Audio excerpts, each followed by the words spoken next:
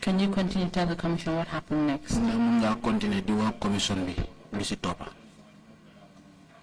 Thank you, ma. On Friday, 1st June 2006. Ajuma benn fanweeri June atum 2006. Early in the morning, around 6 o'clock. Suba teel boori juróom benni waxtu yi.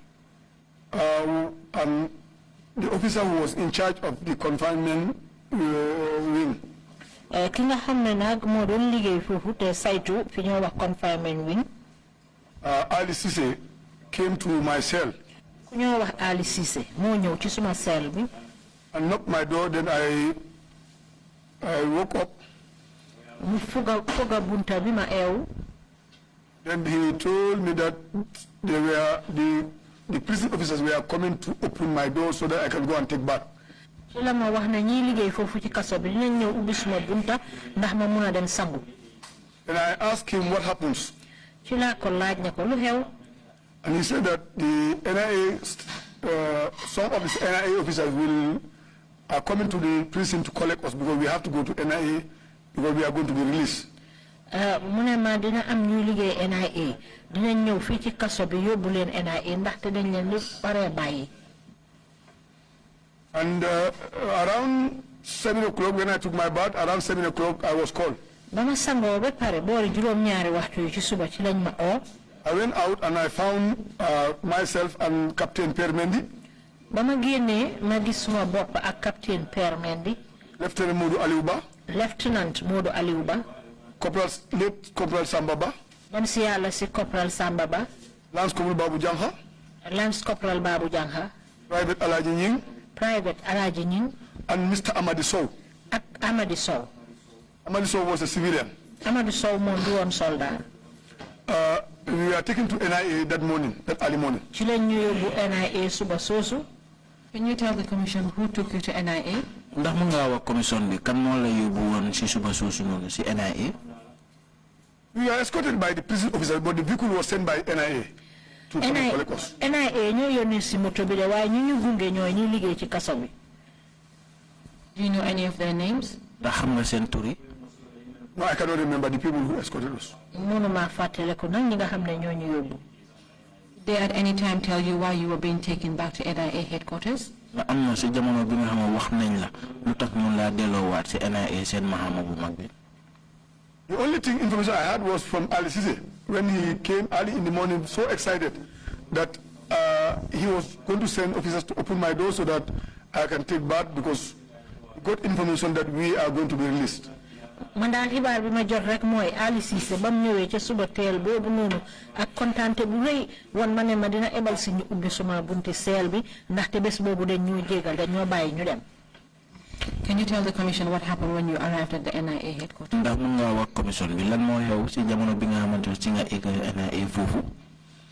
When we reached at the NIA, bañ eggee NIA, we were separated and taken to different offices. We were 7 in number.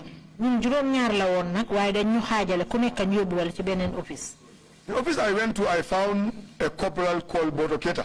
Man nag office bañ ma yóbbu dama fa fekk corporal bu ñoo wax Boto Keita. Now I understand he's a superintendent, chief superintendent at the police. Léegi moom ñu ne chief superintendent la ci police bi. And when I went, Boto told me that he was informed by his boss. Ba ma àggee nag Boto mu ne ma bossam moo ko xamal ne. But I did not even mind to ask who the boss was. Waaye nag jotuma koo laaj bossam boobu kan la. To change my custody statement to a witness statement. Pour ñu wécci nag kàddu yi nga xam ne moom laa joxe woon foofu pour ne kuñ jàppale ma nekk fa seede nag léegi. But just to recopy exactly what I wrote on the custody statement and to recopy, no, not adding and not subtracting. Mu ne naa sottiwaat la nga xam ne moom laa njëkkoon na binda ma bindaat ko ni mel bu ma ci yokka bu ma ci wàññi. Did he give you the reason why you were being requested to change your statement? Ndax moom joxoon na benn dalil bu war a tax nga war a soppi sa kàddu yooyu noonu nga xam ne moom nga njëkkoon a binda. Yeah, what he says was that the information he got was that we are going to be released and therefore we cannot be charged. We are going to be used as witnesses. Lima wax dal moy ne dañoo wara bayyi ci te fi nekk du am ben tuuma bu ñu wara tek dafa melni legi nguur gi dañoo jëfo ñu doon seeni sédé. Did you at any time change your statement? Nga am na ci jamono bi nga xamante nga wécci sa kàddu. No, something happens before I change my statement. Am na lu xew nak bala ma wécci sama kàddu yoy ñu binda. Tell the commission what happened. Wal commission bi lu xew. When Boto Kete told me, then I told him that Boto, you are a couple. Bima ko Boto waxe nak mané ko Boto yow couple nga. The people say couple, but it should be corporal. Couple lañ wax wa xam nga corporal moy tour bi dega dega. Then I told him that I'm a captain in the army since 2002. Mané ko man nak su ma xama captain la amé ci soldat bi depuis 2002. Therefore, I cannot call you as an authority to change my constitutional statement. On man duma la mëna tiyé nak né yow suma kilifa nga bu wara tax bama wécci li nga xamné moy kàddu yi ma binda. Therefore, if you can bring somebody senior to you, then I will be able to decide. Légui nak bo mëne indi keneen ko xamné ma xama mo la gëna fété kaw su boba nak dina doora xalaat lu ma def. Did he at this point bring a senior?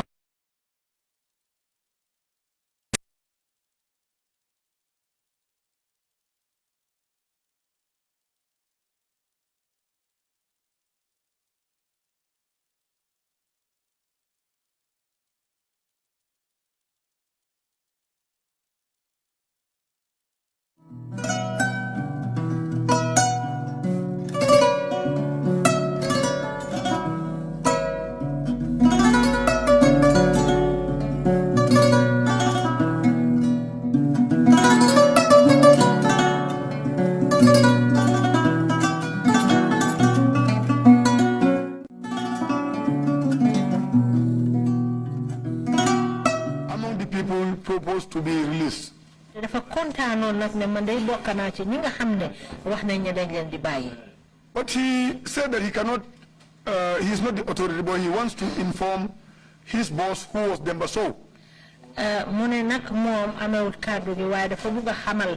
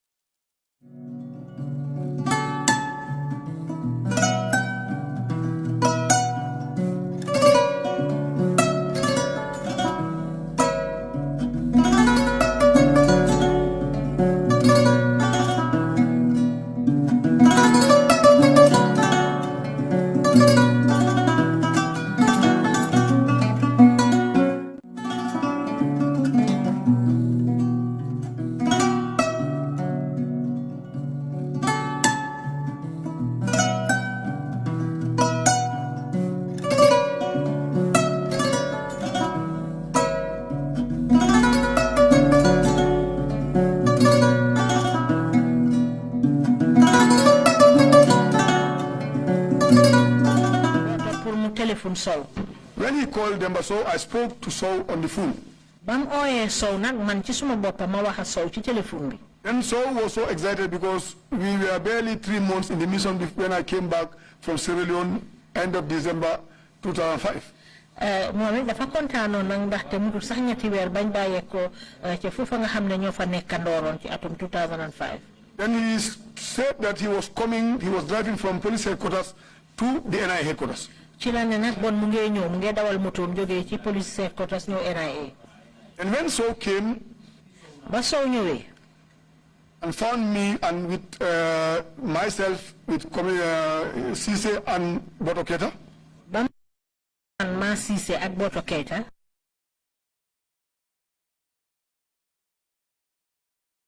From the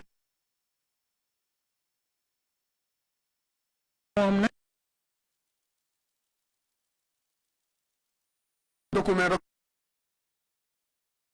be used as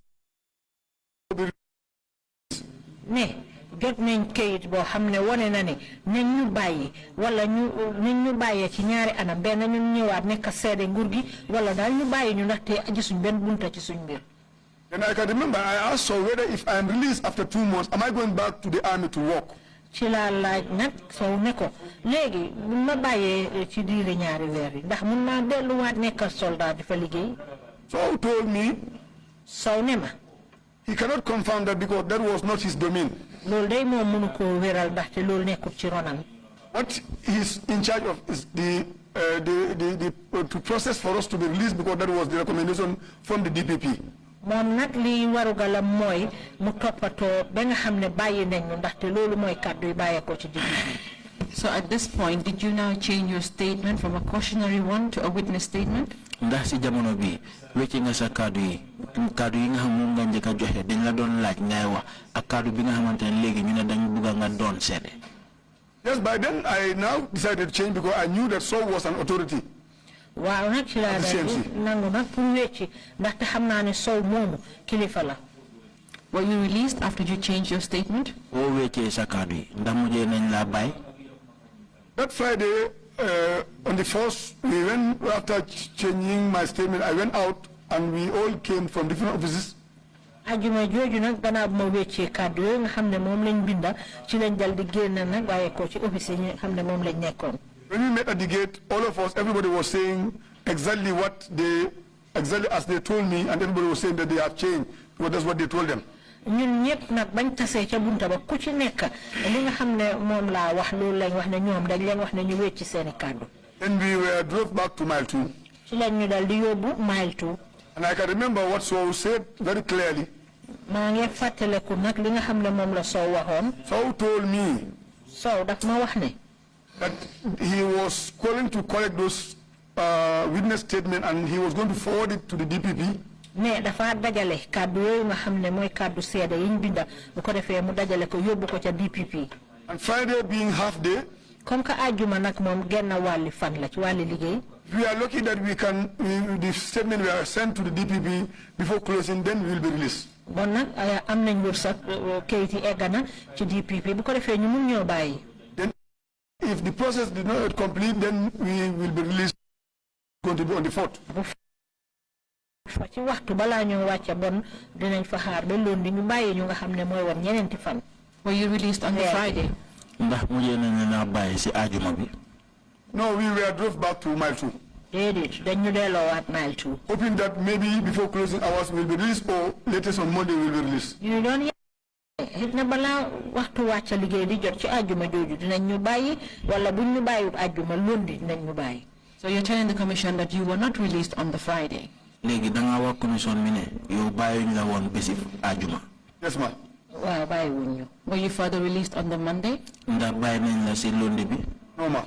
déedéet bàyyiwuñ ñu. Continue to tell the commission what happened after that. continuer nga wax commission bi lu topp si loolu. Now in June, that June 1st, June up to, we did not see anybody from neither the NIA, neither the army. We were there up to September. benn fanweeri jun boobu nag bañ ca bàyyeeko gisatuñ kenn du ku bàyyeekoo NIA du ku bàyyeekoo ci soldat di fa lañ nekk ba septembre. In September, one day we were outside. weeri septembre ba bam jotee benn bés la rek dañ ñu oo ci biti. Can you tell the commission September of what year? dama nga ñëw wax septembre weeri septembre ban at la woon. September 2006. septembre atum 2006. You may continue. continuer. We were called from the confinement area, all of us, with the seven people, ñun juróom-ñaari and ñu daal plus the other group also. ñun juróom-ñaari nekkoon confinement yëpp ñu oo ñu bu ak ñeneen ñi nga xam ne tamit ñoo nekk beneen boor. The two groups of concealment and treason were all called to the office. ñun ñaari groupe yi nga xam ne yëpp dañ ñu tuumaal ñii ñu ne dañ doon nëbba dañ ko yëg di ko nëbba ak ñi nga xam ne ñoom lañ tuumaal ne dañ ci bokk. Now, when we went there, we found late Lieutenant Colonel SP Mendy, Samper Mendy. bañ demee nag ñu fekk fa ndem si yàlla si late colonel Samper Mendy. May his soul rest in peace. na ko yàlla yërëm. And he gave us an indictment. ci la ñu dal di binda. li nga xamante tuumali kayit bi. And when they gave us the indictment for us to read and sign, that we are going to be taken to court martial. bañ ñu joxee nag la nga xam ne moom la ñu tuumaal binda ko ci kayit gi ñu ne nag dañ ñoo yóbbu ci attekaay soldat yi. There was a lot of pushing and pulling. People never wanted to sign, but later on we all signed. amoon na xëccoo bu ci amoon nag bëgguñu woon a sign waaye gannaaw gi ca mujjantil ga nag ñu dal di ko sign. So at this point, you were now referred to the court martial. léegi si jamono bi dafa noonu dañ leen toxal yóbbu leen si àtteekaayu soldat. Yes, ma'am. Wow. Can you tell this commission what happened when you attended the court martial?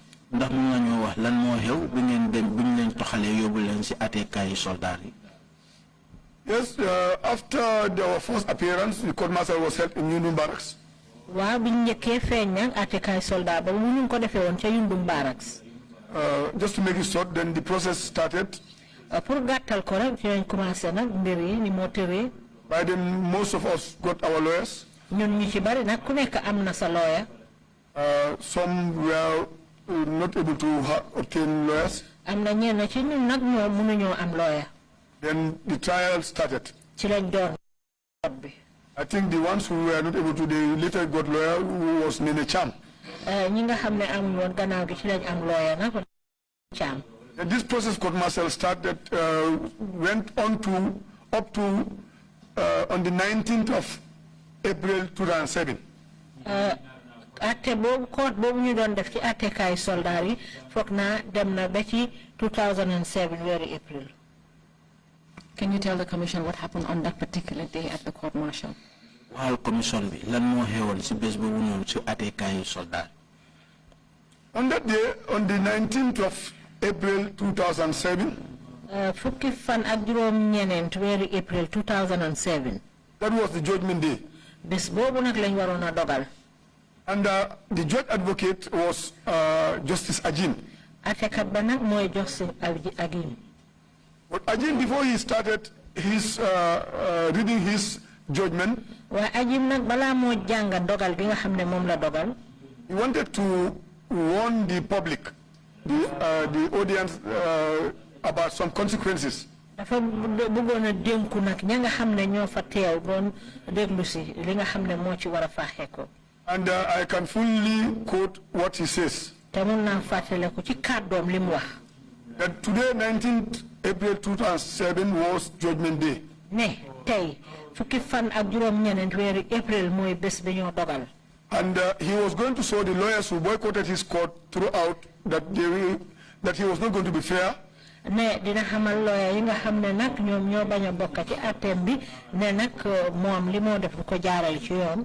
That he had no interest in the case and he was going to deliver justice. ndaxte moom amul benn lu ko itteel daal ci court boobu noonu te dëgg laa doxal.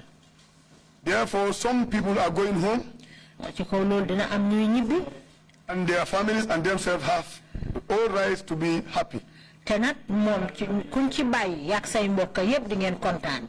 Some are not going home. dina am ñoo xam ne nag duñ ñibbi seen kër. And I can fully remember he said that they should understand that it's a destiny from God.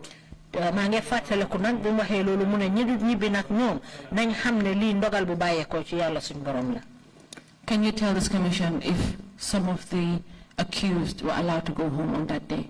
ndax mën ngaa wax commission bi yéen ñi nga xam ne ñoo leen tuumal yi fa nekkoon am na ñi nga xamante bàyyi nañ leen pour ñu ñibbi si seen kër yi.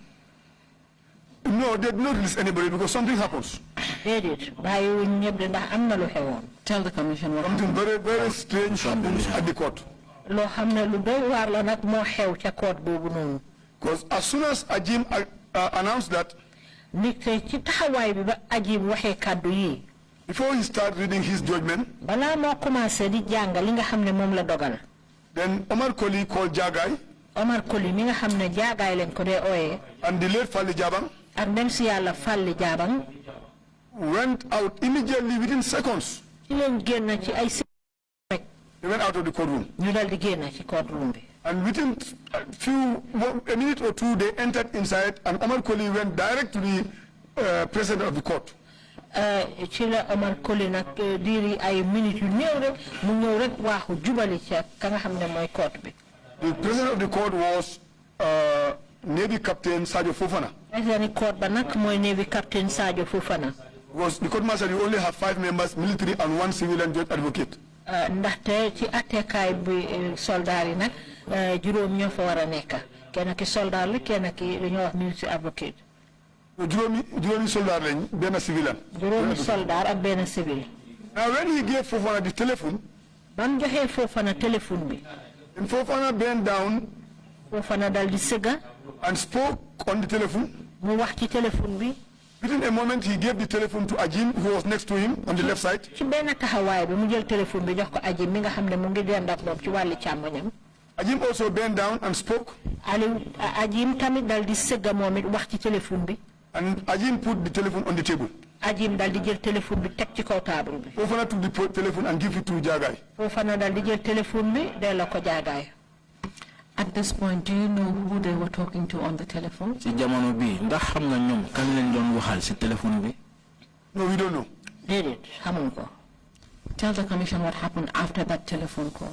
Waxal commission bi lu xew bu ñu waxee si téléphone mobile bi ba pare. Immediately when the telephone was given to Jagai, Jagai went back to take his seat. Taxawaay bi ñu joxee téléphone bi Jagai mu dal di dellu toog. And the president of the court announced that they cannot proceed because they have to go to chambers. Président court bi ne nag duñ mun a continuer ndaxte dañ war a dugg ci biir néeg bi ñoo diisoo. They all pack up. ñoom ñëpp ñu dal di dajale seen They went to chambers. dugg ca biir néeg booba. They stayed there almost about 30 to 1 hour. nekk nañ fa diiri fanweeri minute ba diiri benn waxtu. They came back. ñu dellu si waat.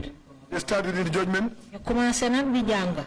Then they pronounced about some life, some 25 years, some 10 years.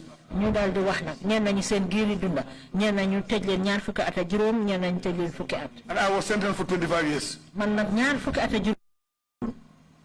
Therefore, you're telling this commission léegi kon yaa ngi wax commission bi ne that at this point you were all convicted si jamono bi yéen yëpp la loi teg loxo. Yes, ma'am. and sentenced to serve time in prison. te ñu wax ne tam dóor bi nga xamante loolu la leen loi bi wala dóor ñu wax leen ko. Yes, ma'am. And this was caused by the telephone call that was received. te lii lu ko waral mooy moo nekk téléphone bi nga xamante ne loolu lañ uyu woon te ñu waxtaanee foofu noonu. Yeah, because the telephone changed the complete situation during the court. waaw boote téléphone boobu nag moo soppali mbir yépp ci àttekaay bi bés boobu. But up to now, we don't know who Koli called and who Fofana was talking to. ba jamono jiñ toll nii xamuñ kan la Koli call xamuñ sax Fofana kan la doon waxal. And if I may go further, just to elaborate more on this matter. bu ma bëggee continuer nag pour gën a leeral bu baax mbir yi. When unfortunately Fofana also found us in mile 2. Fofana nag bam ñu fekkee mile 2. And we were all serving our sentence. ñun ñëpp nag ñu ngi doon tëdda li nga xam ne moom la ñu. One day I was sitting and saw the people who were there are hearing me. maa ngi toog am na benn bés maa ngi toog war na ma ne ñi ma fa nekkandoon jamono ji ñu ngi maa déglu. I was sitting with Landing Sane. maa ngi toog ak ku ñoo wax Landing Sane. Fofana. Myself. man mi suma boppa. And the late Ablay Sonko. ak dem si yàlla Ablay Socé. Sonko. Ablay Sonko. Then I asked Fofana. ci laa laaj Fofana. I told her, sir, because he was my senior, he was a colonel when he was coming, and I was a captain when I went to jail. ma ne ko saa ndaxte moo ma jiite woon ci baal li ma xama ndaxte moom colonel la woon te man captain laa woon bi maa dem ci kaso bi. Can you clarify for this commission what was Fofana doing at Mile 2 prison at that time? pour nga leeral commission bi jamono boobu noonu lan la Fofana doon def si kaso bi foofu Mile 2. Fofana was also brought in that he was part of the Nducham coup. Fofana moom tam dañ ko indi woon ne dafa bokkoon ci coup d'état Ndur Cham. Fofana was brought in, Lamtombo was brought in. Almost all those people who were on the panel, they found us in Mile 2. Fofana ci lañ ko indi Lamtombo ci lañ ko indi daanaka daal ñi nga xam ne yëpp ñoo nekkoon ci panel boobu ñu doon laaj ñu ngi woon Mile 2. Continue to tell us the conversation you had with Fofana. Continue nga wax ñu waxtaan bi nga xamante ne loolu nga amoon ak Fofana. To me, I was very eager to know who that person was. man nag I want to know. bëggoon naa xam trop kooku waa jooju kan la. I asked Fofana, I said, sir, you can't remember on the 19th of April 2007, ci laa ko that ne judgment day. Fofana fàttali ko nga fukki fan ak juróom-ñeneen 2007. He's hearing me. He's in Ethiopia now as the military attaché of the Gambian forces. léegi moom mu ngi Ethiopia moom mooy militaire attaché bi foofu noonu ci Gambia Abbas. He's hearing what I'm saying. li ma wax nii mu ngi koo dégg. Landing Sane is hearing it was Abdoukarim Sonko has passed away. Landing Sane mu ngi maa dégg waaye Ablaye Sonko moom gaañu na. I asked Fofana who was the person he was talking to. ci laa laaj Fofana kan nga doon waxal ci téléphone. He said he cannot remember. mu ne mënut a fàttale ko. That somebody called him and gave him a telephone. ne am na ku ko oo jox ko téléphone bi. I almost slapped him. tuuti ma mbéj ko. Then Abdoulaye Sonko intervened with Landing Sane. Abdoulaye Sonko Landing Sane ci lañ gatandu. That if I slap this man and we fought, then we are going to put ourselves into trouble because all the rest we have will be seized. Ci lañ ma dal di ne kii suma ko mbéjee dinaa indil suma boppa jafe-jafe bu ko defee mun nañ ñoo yokkal sa li nga xam ne moom lañ ñu jégal mun nañ koo Unto whom I stand, I was going to slap him. man or na man nag jamono yooyu tuuti ma mbéj ko. Well, that 19, all our families, that's where they hate Fofana. ndax fukki fan ak juróom ñeneent bés boobu noonu suñ mbokk yépp ci. Because he took our life as a paper, toilet paper. ndaxte moom dafa jëlee suñ bakkan weer ni xotti kayit. We want to believe that if you are a president of the court and your colleagues are taken to court, you should take it as something serious. te yaakaar naa ne bu fekkee ne yaa nekk kaay boobu noonu te ñu jël sa ay naataango yóbbu leen foofu di leen àtte danga ko war a fulaal. But anytime these people talk about their tortures, Fofana will laugh and be swinging with the chair just like somebody in a hotel. waaye saa yoo xamee ne nettali nañ mitital yi nga xam ne moom lañ leen fa doon def Fofana dafay ree dal di wëndaaloo toogoon bi mel ni ku nekk ci néegi hotel. That's why I wanted to know who was that caller. loolu moo tax nag ma bugg a xam ki oote woon ci téléphone boobu kan la. Up to now, I don't know the caller. def fi ma toll nii tey xaw ma kan la.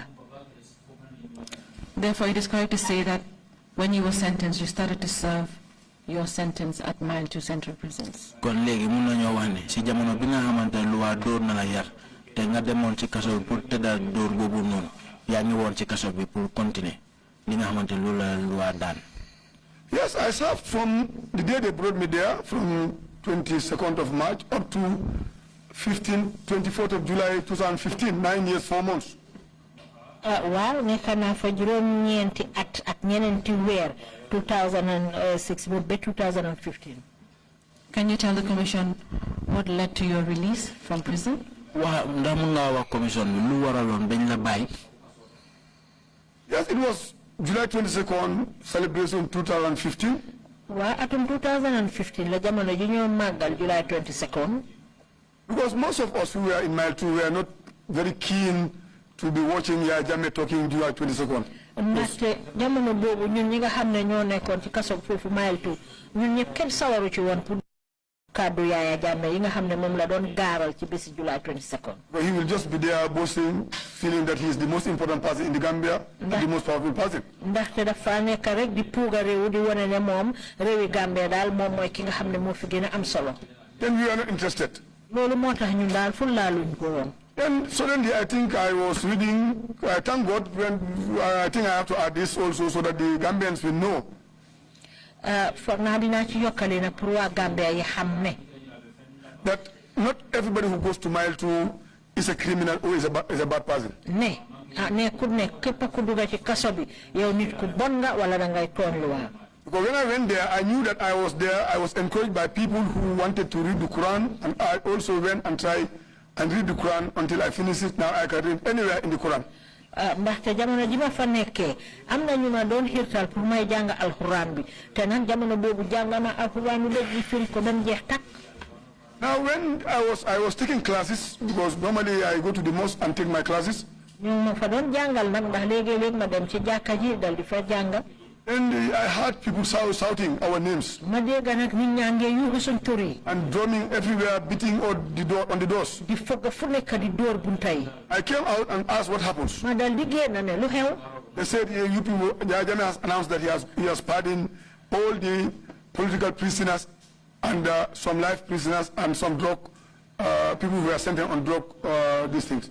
ci lañ ne Yaya Jammeh day yébaane na ne jéggal na képp kuñ jàppoon ci wàlli politique ak ñenn ci ñu jàppoon ci wàlli drogue ak ñi nga xam ne dañ leen tëjoon seen giiri dunda. And that was what led to your release from prison. loolu moo waraloon bañ la bàyyi si kaso bi. Yes, that happens on July 22nd, and finally all the process were on until 24th before we left Mile 2. waaw loolu mu ngi xew ñaar fukki fan ak ñaar ci weeru July ci diggante bi nag lijjanti li ñu war a toppatoo yi ba ba moo jeexee ci lañ ñu bàyyi ñaar fukki fan ak ñeneen di bési loolu. In your statement, you've mentioned particular persons that you had encountered with at Mile 2 prison. Is that correct? ci sa kàddu yi nga xamante ne moom lañ binda wax nga kenn nit ki nga xamante ne am jànkuwante nga amoon am moom si kaso bi foofu Mile 2. Yes, not only me. I think every political prisoner that was in Mile 2 had encountered with Omar Koli Jagai. Du man rek de yaakaar naa képp koo xam ne téye woon nañ la ci kaso bi ci wàlli politique jànkuwante nga ak Omar Koli Jagai. But Jagai was a warrant officer in 2006 when I had the problem. Ndaxte Jagai warrant officer la woon atum 2000 amee jafe-jafe yooyu. He was not commissioned as an officer, commission officer. Moom nekkut woon commission officer. Now he took the advantage. Whether he was appointed at the Mile 2, whether he brought himself, I was not privy. Ci la daal di sukkandiku nag xaw ma nag dañ ko jël liggéey pour mu nekk ci Mile 2 prison bi foofu wala moo fa yóbbu boppam leeruma. But Jagai was almost more powerful than David Koli. waaye Jagai jamono jooju sax moo ëpp doole David Koli. Jagai will seal anybody who commit a little offense. Jagai will seal you. Jagai ku def lumte bu ndaw sax Jagai dina la tëj. Jagai will harass our families, both the dry season and rainy season. Jagai dina toroxal suñ mbokkay moo xam noor la wala nawet la. They are here. They are seeing me. My wife is sitting here, and others, all the family members are witness to that. Suma mbokk yaa ngi nii toog suma jabar ak suma mbokk yëpp a ngi ñoom xam nañ li ma wax. Sometimes they will come and it's raining. Jagai and Galoso, I understand he's late now. Léegi ñëw fekk mu ngi taw Jagai ak Galoso yaakaar naa léegi ñu ne dafa gaañu. Instead of providing a shelter for these innocent families with their kids, I was having a son of 4 months old. Lu ute nag ñu ut foo xam ne Kerr fu ñu leen a dugal la pour ñu mun a mucc ci taw boobu noonu ñoom ñu ngi ànd ak seeni doom yu ndaw ndax jamono jooju maa ngi amoon doom bu ndaw boo xam ne 4 weer rek la amoon. Instead of giving them shelter, they will tell them to cross the road and go and stand around Nawek. Duñ leen jox kiiraay de waaye dañ leen di jàllaloo ñu dem ci beneen boori tali bi nga xam ne moo nekk ca wari Nawek. Jagai will harass people during the court martial. He will harass people at the Mile 2. He will do whatever he wants, and he was not controlled. Jagai dina toroxal nit ñi ci jamono ji ñoo def atte soldaar yi dina toroxal nit ñi ci Mile 2 moom daal li nga xam ne moom la doon def ko doon def rek ci coobare boppam. Further from your statement, you mentioned that in the early days of September 2006, a particular individual was brought into the prisons. Is that correct? Sisa kadu yi nga xamante lu nga binda ya netali ne amna si weer bi nga xamante ne amna kenn ki nga xamante ne indi woon ko nañ ko foofu si kaso bi. Yes, in September, I cannot remember the date. Waaw weeru September la woon mënuma fàttaliku nag bés bi. Mile 2 was so tense that you see people coming at night, late at night. There's no time that they can bring people. They can bring people anytime. Mile 2 dafa tàngoon ba nga xam ne amul benn waxtu bu ñoo indi nit waxtu. They can bring people at 3, at 2, at 1, and they can come and collect people at any time they want. Léeg-léeg ñu indi nit ñi ñaari waxtu ñetti waxtu te léeg-léeg ñu jël nit génne ko waxtu wu leen neexee daal. For the records, can you confirm who you're referring to as they could bring people anytime and they could take them out anytime? Li nga xamante ne loolu lañ dee binda fii dañ bëgg nga leeral comme nit ñi nga xamante ne loolu lañ dee génnee si amut waxtu bi nga xamante si lañ leen a génne mun nañ leen a génnee si waxtu bu nekk. That's the junglers will come there and collect people. ñi ko dee def ñooy ñi ñoo wax jongla si ñoo dee ñëw di fa génnee nit ñi. You may continue. Thank you. Nga continue. And there's one night somebody was brought and put in a cell adjacent to my cell. am na benn guddi boo xam ne dafa am kuñ indi def ko ci seel bi nga xam ne dafa jàkkaarloo ak suma seel bi. Not directly opposite, but just, I think, 2 cells on the other side of my cell. Jubloowuñ jànn nag dafa mel ni man ñi ma jàkkaarlool ñaari seel moo dendoo ak borom. Then they put it in and lock the door. ñu dugal ko tëj bunta bi. Then when day breaks, ba si suba sa nag. I saw Captain Yaya Dabo. He came from number 4 to number 5. ma gis Captain Yaya Jaaju mu jógee. Yaya Dabo mu jógee cell number 4 ñu number 5. Then he told me that he was looking for somebody. He had that one Kanyi was brought. ci la ma dal di ne dafa am ko moo sedd ndig dafa dégg ñu ne ci guddi gi dañ fi indi ku ñoo wax Kanyi. And the Kanyi was his schoolmate. Kanyi nag moom ñoo bokkoon school. Then I told him that there is somebody in this cell. ci laa ko ne ko day am na kuñ dugal ci cell bi. I went with him, we stood at the door. ma ànda fa moom ñu taxaw ci bunta bi. And then Kanyiba was called by Yaya. Yaya dal di oo Kanyiba. Kanyiba came and stood also inside, in the inner part of the door, cell. Kanyiba dal di ñëw moom tam taxaw ci bunta bi ci boori ci seelam bi. Then they start discussing, chatting about things, what happens. ñu door nag di waxtaan di wax li nga xam ne moo xew. Then I asked him, what brought you here? laa ko dal di laaj mu la fi indi. He said he doesn't know. mu ne moom day xamut. Then, sorry. At this point, were you able to identify Kanyiba Kanyi? ci jamono bi ndayo xamee nga woon Kanyiba Kanyi. No, that was the first day I saw Kanyiba. I never knew Kanyiba before. boobu njëlbeeni yoon ma gis Kanyiba musuma ko woon a xam sax. Continue to tell this commission how you were able to identify this person to be Kanyiba Kanyi. Continue nga wax commission bi naka nga mën a xamee nit ki nii comme moo nekk Kanyiba Kanyi. Yes, I knew that through Yaya Dabo. waaw ni ma ko xamee daal maa ngi ko xamee ci Yaya Dabo. When Yaya came, that Kanyiba was his schoolmate. ba mu ñëwee te ne Kanyiba ñoo bokkoon school. He went and brought toothpaste and toothbrush for him. mu dem indil ko toothpaste ak toothbrush. And then she arranged some food for him. dal di ko indil lekka. Then that's how I know that this is Kanyiba Kanyi. ci jamono boobu nag ci laa xam ne kii mooy Kanyiba Kanyi. But I went further to ask him where he works. waaye nag terewul laaj naa ko fan laa liggéeyee. He said that he was working at CCF. mu ne mu ngi doon liggéey CCF. CCF means Christian Syrian Fund. Now they have a new name now. foofu ñu ngi ko daan ooyee Christian Children's Fund waaye léegi dañ soppali tur bi. That was time I told him that my sister is also working at CCF. jamono boobu nag ci laa ko ne man tam suma jigéen mu ngi liggéey CCF. Because I have a sister whom I named after my daughter called Khadi Tambedu. She lives in Kololi. ndaxte am na suma jigéen nag boo xam ne sax dama ko tuddee doom tudda Khadi Tambedu mu ngi Kololi. She was the one in charge of the CCF school in Bijulo. moom moo saytu woon school CCF bi nga xam ne moo nekk Bijulo. Then I told Kanyiba my relationship with Khadi. ci laa wax nag Kanyiba li nga xam ne moo nekk suma diggante ak Khadi. Kanyiba was also excited that Khadi was also just like a sister to him. Kanyiba nag dafa di kontaan ndaxte moom itamit Khadi dafa meloon ni jigéenam la. Then we became neighbors and we became relatives. nekk nañ ay dëkkandoor wala di nekk ay mbokka. So it is correct to say that at this point you were able to identify that this particular person was Kanyiba Kanyi. léegi si waxtu bi nii mënoon nga xamee comme nit kii nii mooy Kanyiba Kanyi. Yes, ma'am. waaw. And that it is confirmed that you met him in Mile 2 Central Prisons at the security wing. te yaa ngi leeral ne gisante nga moom si kaso bi foofu noonu Mile 2 si security wing bi. Security room number 5 at the middle room. security room number 5 ci rang bi ci digga bi. Are you able to tell this commission how long Kanyiba Kanyi was detained at Mile 2 Central Prisons? ndayo mën nga wax commission bi Kanyiba Kanyi si diir bi nga xamante loolu la def foofu si kaso bi Mile 2.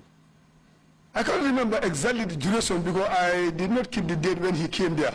mënuma fàttaliku nag àpp bi de ndaxte jàpp ma woon bés biñ ko fa dugalee. But I knew that he left Mile 2 on the 24th September 2006 at 9 o'clock, 2100 hours in the evening. waaye xam naa ne ñaar fukki fan benn weeri septembre ci juróom-ñeenti waxtu yi ci guddi ci la fa bàyyeekoo. Can you tell this commission the circumstances that led to his being released from Mile 2 Central Prisons? ndax mën ngaa wax commission si anam bi nga xamante ne noonu lañ doxal ba mu génn foofu noonu si kaso bi. Yes, it was around 9 when I saw the duty officer who was Joe Mendy. waaw boori juróom-ñeenti waxtu la ma gis ki nga xam ne moo di Joe Mendy moo fa nekkoon duty. Because the Mile 2 they have shifts duty. ndaxte Mile 2 dafa am ñuy liggéey suba am ñuy liggéey ngoon. And these shifts are 3 shifts. ñetti xaaj lañ ko defoon ci bés. One morning, one evening, suba and one night. kenn ki ngoon kenn ki guddi. The one in the morning will close 4 o'clock. ki liggéey si ci suba ñeenti waxtu laa wàcca. The one in the evening will close 12 o'clock. ki liggéey si ngoon dina wàcc fukki waxtoo ñaar ci. The one night will start from 12 to 7 in the morning. ki war a liggéey guddi nag mooy commencé fukki waxtoo ñaar xaaji guddi ba juróom-ñaari waxtu ci suba. Then he was the duty sergeant that evening. moom nag mooy woon sergeant bi nga xam ne moo doon liggéey guddi googu. And who came for him, I don't know. ki ko jël si nag xaw ma ko. But Joe Mendy came and opened the door and told Kanjiba to pack his things. Why Joe Mendy mo ñew ubbi bunta bi ne Kanjiba na dajale ay bagasam. Then when he left with Kanjiba from confinement and went to the gate, Bambaye ko anda Kanjiba joge confinement dem ca bunta ba. Then he came back, that was just after 9. Mu juroom-ñeenti waxtu passé na rek. Because that the why I knew time, there was no watch with us, but I knew time from Radio Gambia because the fuller news was on. ñun nag jamono boobu amul montar de waaye waxtu wi ñu ngi ko daan xamee Radio Gambia te jamono boobu xibaari pël yi ñoo nekkoon ca rajo. And Joe came back and he was very excited. Joe dellu si waat nag ak kontaante bu rëy. That Kanjiba was finally released. nee na ndeysaan bàyyi nañ Kanjiba. And I told him that yes, he's lucky and he can vote tomorrow because tomorrow is election day. Ci laa ko ne ko moom de yàlla wërsëgal na ko te dina mun na sànni carte ndax ëllëg mooy bési élection bi. But where they take him after when he left Mile 2, I don't know. waaye nag fañ ko yóbbu gannaaw bu mu bàyyee ko Mile 2 xaw ma ko. But this one I told you is clearly because I hold a Quran and I'm a believer, I never tell lies. li ma la wax nii lu ma leer la te dama waat ci alxuraan bi te man dama gëm te duma fen. It is therefore correct to say that you're telling this commission up till the last time you saw Kanjiba Kanyi, he was in the hands of officials of the then government. Obviously. Wow.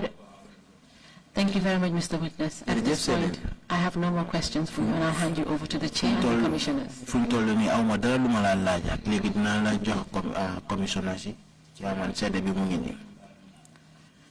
Thank you, Council, and thank you, Mr. Jah, for coming to testify before the Commission. What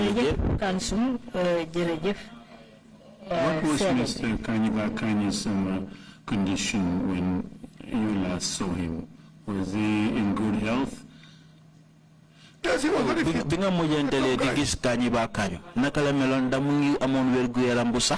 He was a tough guy because when he was leaving, he came to my cell. And he gave me a black singlet that was given to him by Dabo. These are these black singlet with holes. The place was very hot. Then Kanjiba told me to inform Yaya because Yaya could not see him that night. That he was released and he's going home. So that I can return back the singlet to Yaya Dabo. And the next day I gave the singlet to Yaya Dabo. Yaya Dabo is hearing me. He was physically healthy and fit, a hectic guy.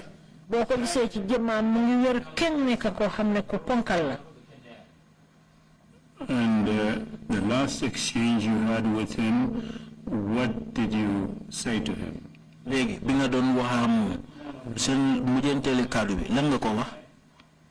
told Kanjiba because he's just like a brother. When he said that Hadi was his brother also, I took him as a family member. I was very excited and thanks to Allah. Then I extend my wishes and for his good luck. Dama ko ñaanal te dama kontaanoon ndaxte bi ma wonee ne Hadi suma jigéen boobu moom tam daf ko jàppee comme jigéenam loolu moo tax ma nit ma jàppa ko lool bi ma ne dañ ko bàyyi dama kontaan dal di ko ñaanal. Thank you very much indeed. Commissioners, if you have any questions, and the Chair, you have the floor, please. Deputy Chair, Mola Lachi. Thank you, Chair. Thank you, Witness, for your very clear statement. The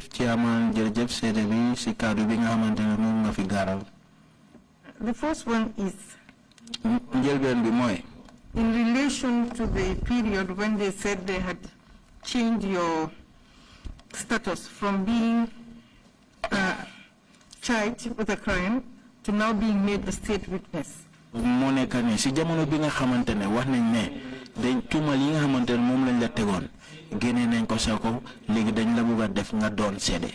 How did you feel when, during the process, when they told you, we are processing your papers, if it doesn't go through today by Friday, then Monday he will be released, and it never materialized. léegi yow lan nga yëg sa yaram buñ la waxee ne fuñ toll nii si jamono bi dañoo defar sa kayit yi te bu fekkee ne pare na aljuma bi dinañ la bàyyi bu fekkee parewut nag dina dem ba lundi yow jamono boobu noonu lan nga yëgoon sa yaram.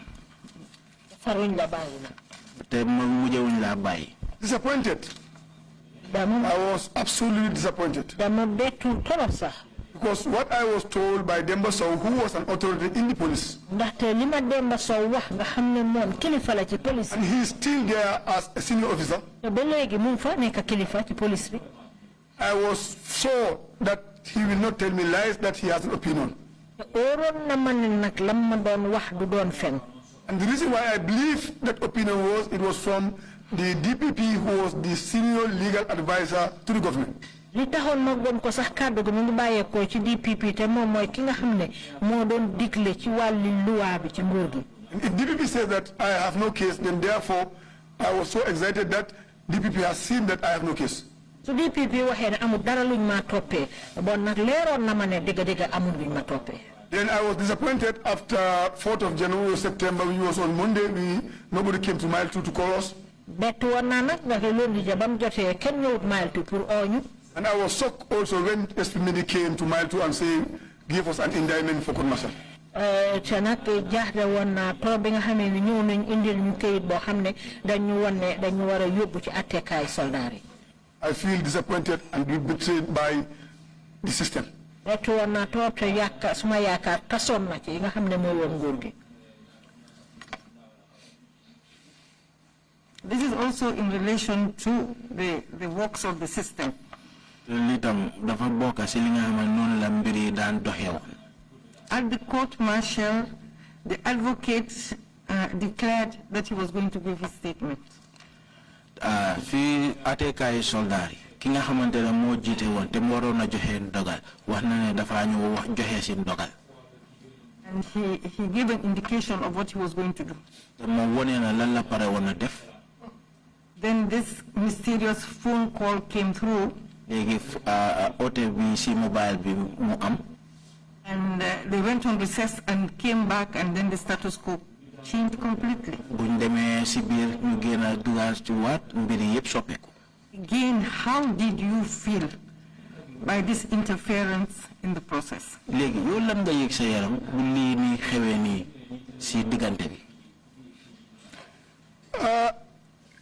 To be frank, I can remember.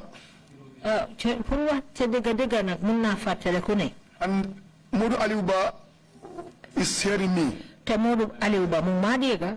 Inside the courtroom, I was sitting next to Modu Aliuba.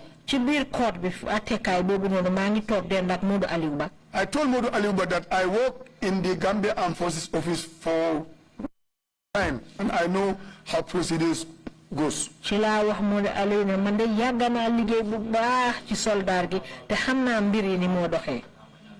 I told him that this telephone conversation will not come from Yaya Jammeh. If Yaya Jammeh wants to interfere for 1 year, Yaya Jammeh will interfere without waiting until on the 19th, the day of judgment, before he calls. Yaya Jammeh suñu bëggoon a dugal gémmiñam ci lii kon dina ko doon def du doon xaar ba bés bi nga xam ne ci lañ war a dogal mu door koo wax. I'm not sure who called, but I know that it was an interference from the armed forces. Mane kana oote waaye man xam naa ne ci soldaar bi la jógee. It's because all of them knew what they were planning and they never want us to be out. ñoom ñëpp xam nañ li nga xam ne moom lañ doon fexe te bëgguñ ñu génn. And to add to something I even forgot to put in my statement. Pour ma yokka ci loo xam ne sax dama ko fàttee binda ci kàddu yi ma binda. Between me and Allah. Suma diggante ak Yàlla. And Lantombong is hearing me. Te Lantombong mu maa dégga. I went to discuss with Lantombong in his cell. Dem naa waxtaan ak Lantombong ca seelam ba. And the purpose why I went there was. Te li taxoon ma dem fa mooy. There was an information I had that the group of these countrymen that were supposed to be released, there was a process at the headquarters. Déggoon naa xibaar boo xam ne wane nañ ni ñun ñi nga xam ne dañ wax ne dañ yëgoon mbir yi ba pare noppiwaale ko am na luñ doon doxal foofu ci headquarters bi. And this process was to release us as promised. Te lii mooy woon ne ñu bàyyi ñu comme niñ ko diglee. And I got the information, but I did not reveal the information where I got it from to Lantombong. When I came to him, I told him that I got information from my wives who came to visit me. That there is a process between the headquarters and the state house. Headquarters ak State House. Release us. And release us back to the armed forces. And compensate us. And he stood for a moment. Sorry, Astagfirullah. He was sitting. He stopped the conversation for a moment. And he asked me, where did you get this information from? I had to use my brain. I wouldn't want to reveal the source where I got the information from. And I told him that I got this information from wives who came for visit. Where they got it, I don't know. And he said, yes, they are right. I don't know where they got the information. That's my doubt. Because the process was going to be completed even without before I came. It's only because of my coming, but the process was almost completed.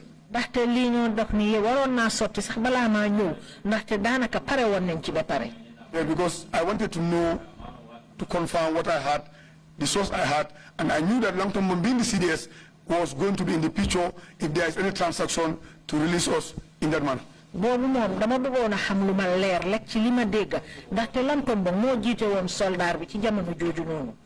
by looking at me, I think he was I cannot say, I want to say guilt in mind, because we are good friends in the armed forces before 2006.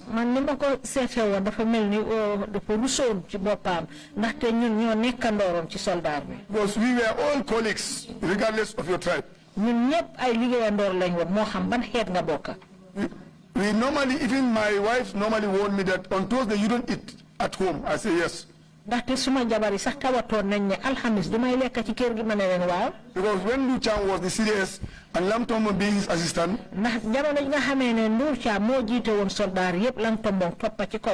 he was so caring. All the officers.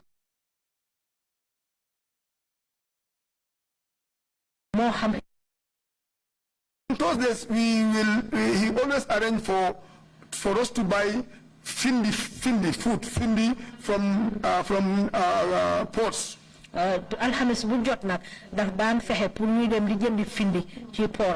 was this businesswoman Nancy Njai, the former minister. I think she was having a restaurant or somewhere selling findi and other food at ports. Nancy Njai, mi nga xamne muson na nek minister, mom daf dan jaay findi ci restaurant bo xamne mu won ci port bi.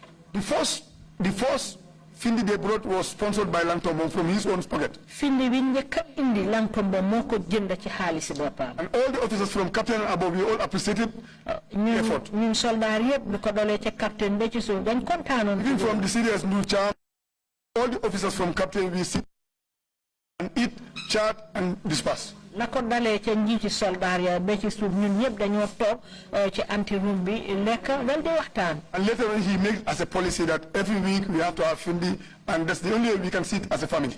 Gannaaw gi nag mu dal di ko saxal alxames bu jot dañoo lekk findi bu ko defee ñu toog waxtaan mel ni ay mbokk. There was no tribal sentiment by then. Amul benn xaajaloo ci wàllu xeet boo xam ne amoon na fa. Now when he came after our discussion, bi mu ñëwee nag gannaaw bu ñu waxtaanee ba pare. He told me that he regretted why he brought people to Mile 2. I can fully remember. And what he said, I can quote exactly what he says. He said, I regretted why I brought people, because if I had known that this place is like this, I will not bring anybody here. Rëccu naa li ma fi indee nit ñi fii ci kaso bi ndaxte su ma xamoon ne fii nii la mel du ma fi indi kenn. I just had to calm him down because we are all of us are already in the hole. Man nag dal di ko dalal ndaxte xam naa ne jamono jooju ñun ñëpp ñu ngi nekk ci benn mbir mi. I saw that there was no need of argument because we are all now victims. Ma xam ne nag fi mu nekk jaratut werante ndaxte ñun ñëpp ñu ngi ci biir coono bi.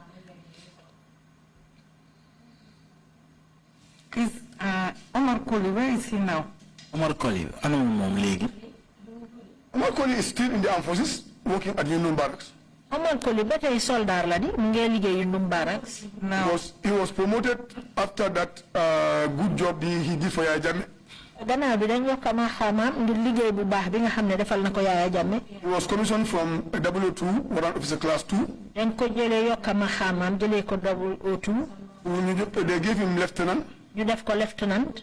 Later on, he rose up to the rank of lieutenant colonel. Gannaaw gi ñu yokk ma xamam ba lieutenant colonel. Yaya Jammeh is somebody, if he prays you today, tomorrow he put you in mile 2. Yaya Jammeh nit la koo xam ne bu la taggee tey ëllëg mu dugal la ci kaso bi. He was demoted from lieutenant colonel to captain. ci la ko dal di wàcceewaat ma xamam jëlee ko lieutenant colonel yóbbu ko ba captain. He's still now a captain in Union Barracks. léegi ba léegi captain la Union Barracks. why I asked about this Koli fellow is how does he relate to you people that he made life so miserable for? So gisee ma laajte lii dama bëgg a xam rek comme que moom mu ngi nekkoon ak yéen si benn liggéey moom naka la nga mun a def lii nii te mu mun a dëkkaa yéen si kaw loolu ngeen nekk si benn liggéey bi. My life is very interesting. àddina moom day moom lu doy waar la. I myself as director of records. man ci suma boppa suma liggéey director records. Koli had a complaint. Koli am na tawat. After all that happens in mile 2, when I was reinstated in March 2017. ak li xew mile 2 yëpp biñ ma jëlaatee ci liggéey bi weeri March 2017. I think he had this problem when he was demoted. foog naa ne liñ wàcce woon ma xamaam na daf ci amoon jafe-jafe. When he was demoted from lieutenant colonel to captain. bañ wàccee ma xamaam jëlee ko lieutenant colonel yóbbu. Normally, if you are demoted from a higher rank to a lower rank. ñaareel su fekkee ne dañ wàccee sa maxaama ci maxaama yu kawe yi wàccee ko ci suufe yi. The normal thing is you should be also given a chance to rehab yourself. nim dee war a di demee nag mooy dañ laa may nag pour nga jéem a soppali yow tamit sa boppa. Then what will happen is they will put 2 dates on the publication. li ci xew nag mooy dafa am loo xam ne dañ ko def ci yi nga xam ne moom la ñoo binda pour siiwal ko. They will put the day they demote you. dinañ fa def bés bi ñu wàccee sa maxaama. And they will put also a date that you will also maintain seniority in the rank that you are given. dinañ fa def nag bés boo xam ne tamit ci nga war a doxal sa njiit yaa ci maxaama biñ la jox. Him being demoted to captain. comme que moom dañ wàññi maxaamaam yóbbu ko captain. Obviously, he should have been the most senior captain in terms of date of promotions. bon nag moom moo waroon a nekk ci gën a kowe ci wàlli captain yi. Now, I think that did not happen. moom nag foog naa loolu xewut. When he was demoted, he was given seniority in the rank of captain the day he was demoted. ba nga xamee ne wàccee nañ maxaamaam dañ ko jox njiit yaa ci wàlli captain bés bi nga xam ne ci lañ wàccee maxaamaam. And I think he got complained and he was complaining and nothing changes. foog naa nag ci la dal di tawat joxe tawatam waaye nag dara soppeeku wut. I'm sure somebody advised him to come to me. xam naa dafa am ku ko digal nag nee na ñëw ci man. He came to my office, he knocked the door. mu ñëw suma office foog nga bunta bi. I welcome him, I said, sit down. ma dalal ko ne ko toogal. And we were chatting. ñu ngi waxtaan. Then he laid his complaint mu dal di ma jox tawatam. that he was a lieutenant colonel and he's now demoted to captain and put as the most junior captain. ne moom lieutenant colonel la woon ñu wàccee ma ko captain waaye terewul ba tey ma xama captain boobu mu yore moo gën a suufe ci captain yëpp. I called my clerk ma dal di oo suma clerk bi. who give me his personal file. jox ma nag li nga xam ne mooy faylam bi. I went through the file. ma dal di ko seet. I checked the date of demotion. ma seet bés bi ñu wàccee ma xama. And I checked the day he was promoted captain before. ma seet bés bi nga xam ne defoon nañ ko captain. And I removed him from being the most junior to the most senior. ma dal di ko toxal nag def ko ka gën a suufe ci wàlli ma xama captain. And I changed the seniority role and placed him where he was supposed to be. ma dal di wecci mbir yi nag def ko fa nga xam ne foofa la waroon a nekk. But I gave him a remark. I don't know whether he knew what I was saying. waaye nag am na lu ma ko wax xaw ma ndax xamoon na ko. I told him, Koli, I am appointed as director of records. ma ne ko Koli dañ ma jël def ma xama director of records. I was appointed by the CDS. CDS moo ma jox ma xama bi. Based on the trust he has on me. ngir óolute boo xam ne am na ko ci man. Therefore, if I serve the armed forces, I will serve everybody regardless of personal problem with you. ci kaw loolu su ma def suma liggéey dama koo def ni ma war a defee du ma ci seet li nga xam ne moo jaar suma diggante ak borom. Therefore, I will put your name in the right place. ci kaw loolu dinaa def sa tur fa nga xam ne fa la war a nekk. He sat down mu toog. and Koli told me Koli nema. Sir, I know that if you are not back in this office will not be correct. Hamna ne day bo delu ci watu ton ci office bi du dox nim wara doxé. I look at Koli. Ma dal di xol Koli. I reverse my mind back to the days of mile 2. Ma delo wat suma xel ci bes yi nga xamne ñu nga won mile 2. I look at myself. Ma set suma bopa. And I leave everything to God. Ma baye yep ci loxo Yalla. That God has desired. God is the best judge according to how he explained in the Quran. Yalla moy attekat bu mag bi comme niñ ko feñalé ci alquran bi. Thank you very, very much. Thank you. Before I give the floor to Imam Diallo, Mr. Jah, you were very emphatic in your assertion that that mystery telephone call, or mysterious telephone call, did not come from Yahya Jammeh. But the way things were going on at that time, if he did not make the call, could he have been aware of the call for the change that really happened during that interference in the court? Jamono bi nga xamantene ñu doon dugal seen loxo ci bala ñoo def seen dogal bi yaa ngi gën a dëgëral ne nga nekkul ne ote bi nga xam ne lu leen def ci mobile bi nekkul ne ci Yaya Jammeh la jóge waaye fooguloo ne tamit bu fekkee ne nekkul ne moom moo def ote boobu nag mun naa am moom xam na ci dara ndax fooguloo ne loolu mun naa am. So I don't think Yaya Jammeh as the president of the Gambia. Go mane Yaya Jammeh nekk president réewi Gambia. And commander-in-chief of the Gambia Armed Forces. Te moom mooy ki nga xam ne moo jiite soldat gi yëpp. Will want to involve himself for a court that drags from 2006 up to 2007 until the day of judgment before he call and say lock all of them. Dina dugal boppam ci court boo xam ne mu doon dox lu dollu ci lu jege at mu xaar ba bés bi nga xam ne ci la ñoo def dogal bi mu door cee dugal gémmiñam. And with this explanation, I think I'll take an opportunity to elaborate on something that I forgot. Fii li nga waxee nii sax foog naa dinaa bëgg gën a leeral loo xam ne dama ko fàtte woon. I want to believe that it was cooked within the Armed Forces Command, people who were there who did not want us to be out. Lii ma xalaat daal mooy ne mbir yépp liñ ko dugalante tooga ko ci biir soldat gi la ñoo xam ne ñoom bëggul ñun ñu génn ci kaso. Just to satisfy Yaya Jammeh for their positions. Rek pour bégal Yaya Jammeh ngir place bi nga xam ne moom lañ amee. And the reason why I said that, te li tax ma wax ko. when we are all arrested, bi nga xam ne ñun ñëpp. and they investigated. ñuy def ay gëstu. After thorough investigation, they could not establish the case. Gannaaw bu ñu gëstoo ba sonn nag mënuñoo taxawal benn case. They went further to arrest Bunja, took him to NIA, forced him to write a so-called purported statement to be announced after the coup. Ci lañ dal di jël Bunja forcé ko pour mu binda kàddu goo xam ne dañ koo yéebaane gannaaw coup bi. And I think every Gambian was a witness when Yaya Jammeh came from Mauritania and saying that yes, they searched and found a paper, and the paper will be read by the person who wrote it. Foog naa ñu fàttale ko ne Yaya Jammeh ba mbayee ko Mauritanie dafa ne bi ñoo def seen gëstu yi dañ gisaale benn kayit te kayit boobu ka ko binda moom ci boppam dina ko jàng. And what they did was to just establish this case, because when they knew that there was nothing they can show to Yaya Jammeh, they went and fabricated the paper. Te biñ xamee ne nag amul dara lu ñu war a mën a woon Yaya Jammeh. Yes, in a form of statement that Bunja was supposed to read to the public for giving the reason why the military took over, taking place. ñu binda ko rek def ko mu doon kàddu boo xam ne Bunja moo ko waroon a jàng pour wane li tax ba soldat yi war a jël réew mi. And what they said was that they went to the headquarters because Bunja was the MA to the CDS. liñ def mooy dañ dem ci màkkaani soldat yi ndaxte jamono jooju Bunja mooy woon émi ci njiiti soldat yi. They said that they searched Bunja's office and they found that paper in his drawer. ñu ne dañ dem seet office Bunja fekk kayit ci drawer bi. Therefore, it means that there was a planned coup, fully planned until they prepared a speech.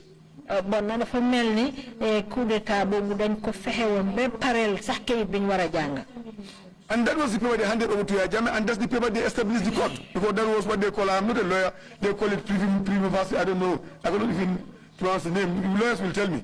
Léegi loolu mooy kayit bi nga xam ne moom lañ jox Yaya Jammeh loolu lañ jëli feeñal ko ca court ba But that's the paper they tendered to the court to establish that there was a case. te loolu mooy kayit giñ feeñal ci court bi pour wane ne am na fu ñu sukkandiku. And without that paper, there was not going to be any case in the gap because they could not establish that there was a coup because everybody was found in his own house or doing something else. su taxutoon a kayit boobu noonu buñ mën a wéral ne am na coup d'état buñ doon fexe. ndax ku ci nekk sa kër lañ la fekka. Therefore, if they can do that, they can also manipulate the court to satisfy Yaya Jammeh. Bon nag su fekkee ne mën nañoo def loolu mën nañoo dugalante ci attekaay bi rek pour bégal Yaya Jammeh.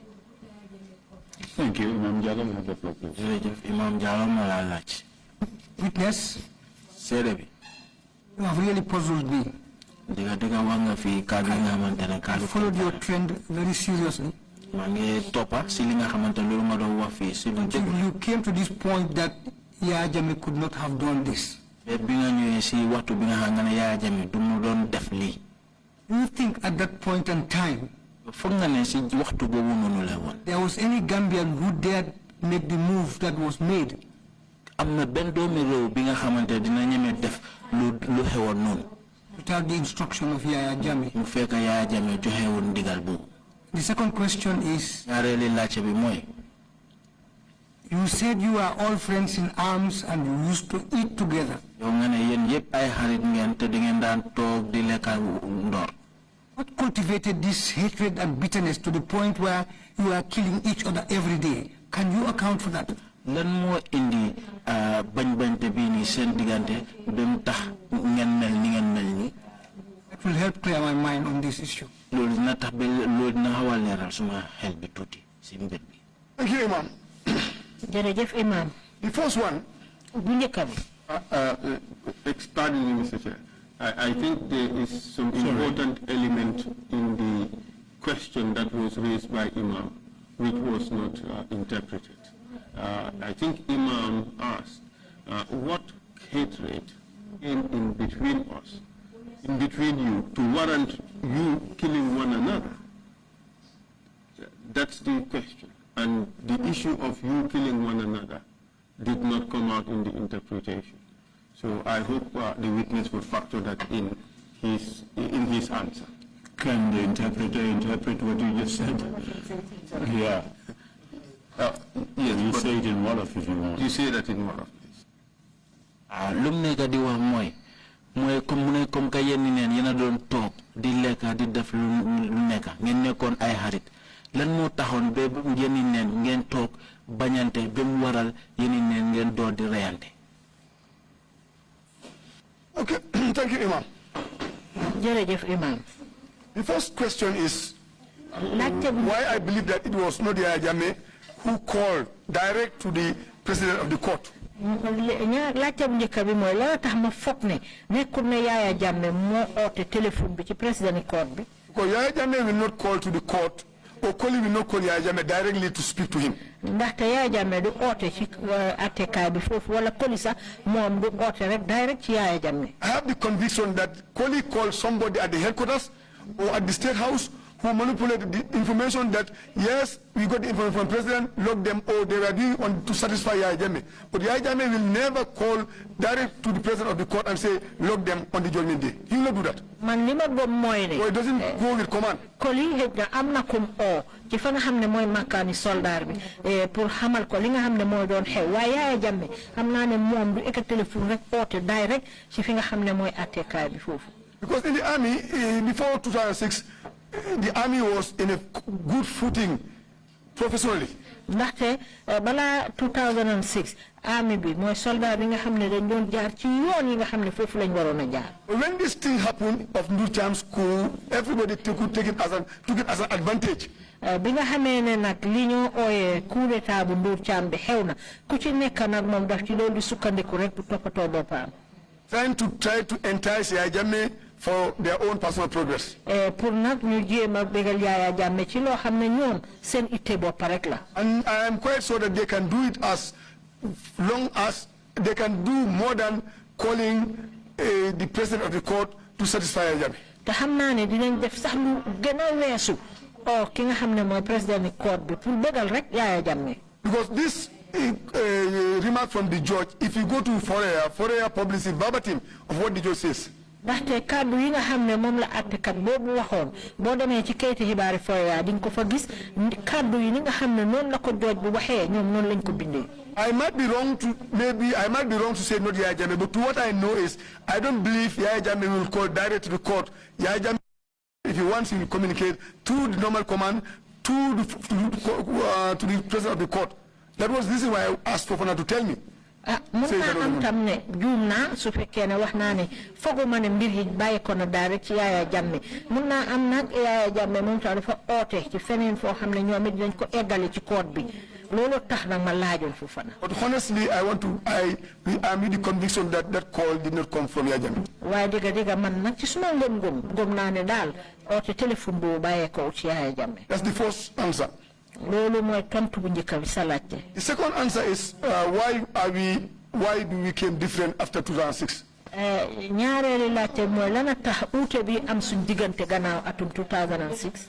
It was only because of greed and selfishness and lack of prestige.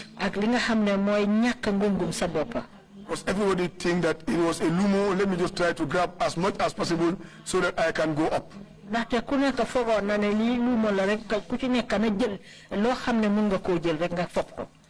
joined the army in 1983 when I was receiving $199 salary. 1983 la duga ci soldat bi te bobu témèr dalasi ak dara rek la doon fayeku. And I can remember I said these words when I was released and interviewed by a journalist that day when we were released on the 24th of July. I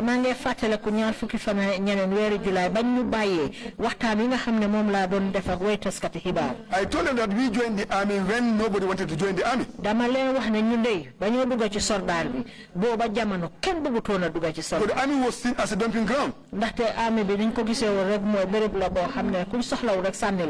left a job in cooperative. Everybody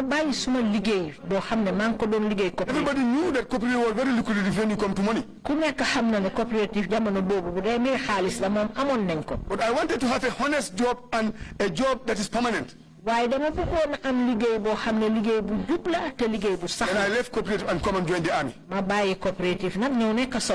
And if you go through my CV, you see the way I passed through my ranks. From 1985, I was promoted Lance Corporal. From 1985, I rose through the ranks, Lance Corporal, Sergeant, 02, 001, Lieutenant, Captain, until I was arrested. 1982, I did not join the army to grab for rank.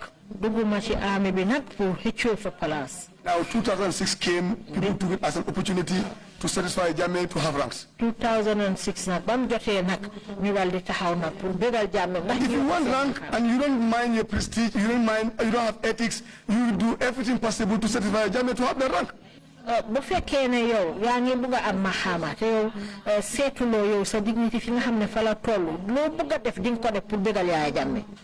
was a captain in 2002, it's one of the senior captain in 2002 in the army. 2002, man captain Lawon ci army bi. When I was reinstated in 2017, I was given a major. Biñ ma indé waté 2017, ñu def ma major. If I was looking for rank, I would not come back to the army. So my juniors are now colonels and generals. But I believe that I'm a Gambian, I need a place to work, I have family to take care of. And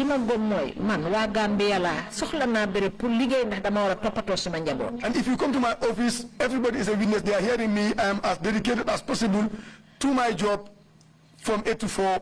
Without malice, without malingering, I do my job as expected. So ñëwé suma office di nga xamné man ku fonk suma liggéey la liggéey bi ni mu waré non la ko défé liko daré ci suba ba ñenti waxtu ba ma waccé. But all this difference that we had before the difference we had after 2006 because of greed, people wanted to have rank, they can do anything to have their ranks, and that's where the problem comes in. Li tax nak ba li nga laccé nonu gannaaw 2006 lan mo tax ñu bañanté bam tollu nonu moy buggé ku nekka ngi bugga am sa mahama ku nekka ngi bugga def li la neex. Thank you. Imam C, you have the floor, please. Imam C, mo la laccé. Abdoukarim Jah, Abdoukarim, I'm greeting you. Also, we are asking for your forgiveness on the issues that you have passed through. I believe that for you, you are not beaten there. I can say God has given you such luck. Yalla warsakal nala am nga fofu li nga xamanteni li fogulo won da nga koy am ci aduna firil la alquran bo bujje.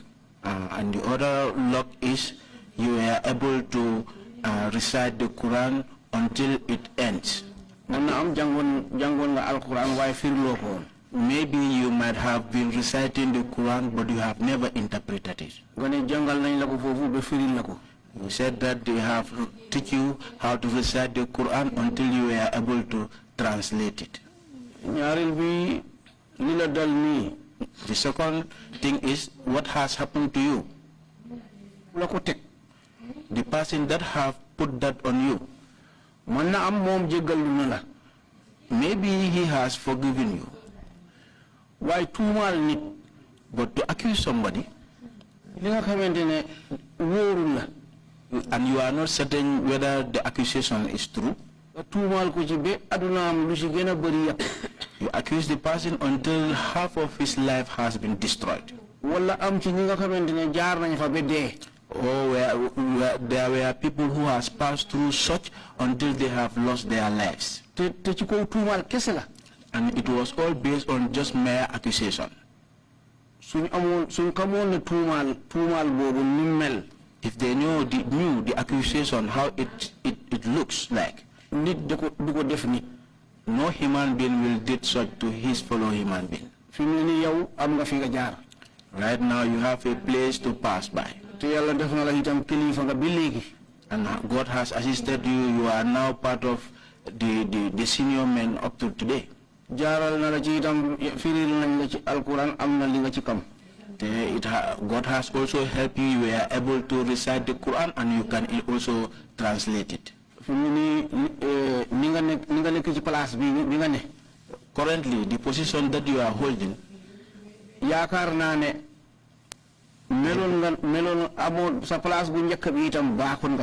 I believe that your previous was also very good. You have stated that earlier, Malik Jatta has said to you that the way people has valued you, what makes you to involve yourself in this? And he was not aware whether you were accused or not. But he knew how everything has occurred and how it happened. Now what is remain is to make things work. To rehab and to do honesty. These are some of the things I want to say to you. And also, how many years have you spent in jail? Imam. Thank you, Imam. I have spent 9 years, 9 months in prison. No, 4. 9 years, 4 months. 9 years, 4 months. On the 22nd of March 2006 up to the 24th of July 2015. And I have heard what you said. I was in the army, and as is stated in Wolof, a soap does not wash itself.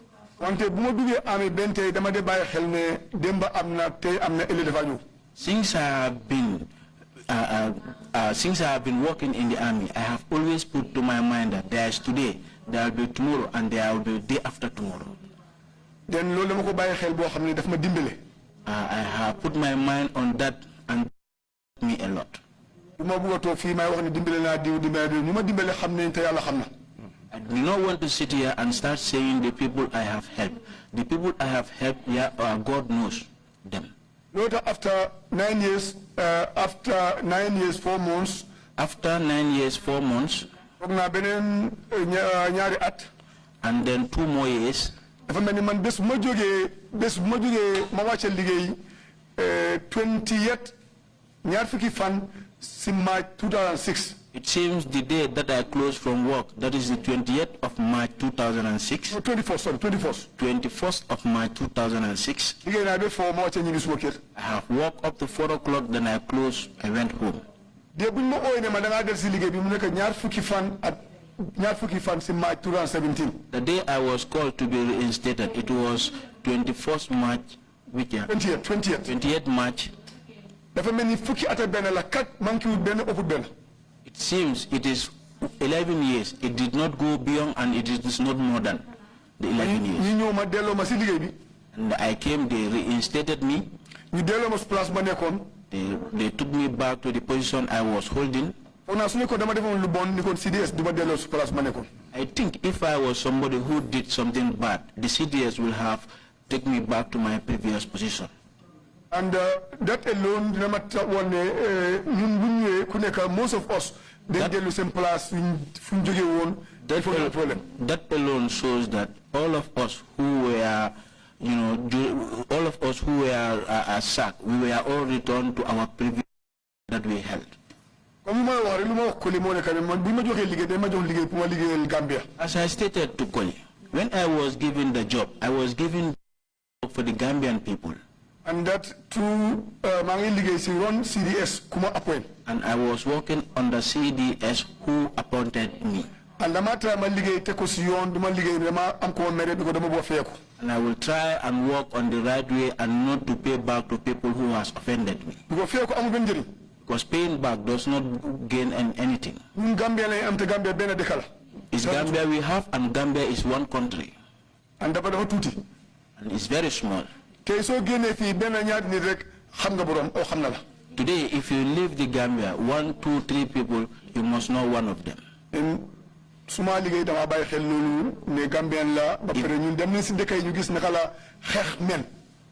Then if I am working today, I will know that I am a Gambian. And also I have traveled and went to other countries and I know how war looks like. We have seen how war looks like in all those countries. I was in Sierra Leone in 2 occasions. I went to Central Africa and I have seen how the country looks like. If you knew and you have seen the countries that have went through turmoil, you will not like a turmoil to happen in your own country.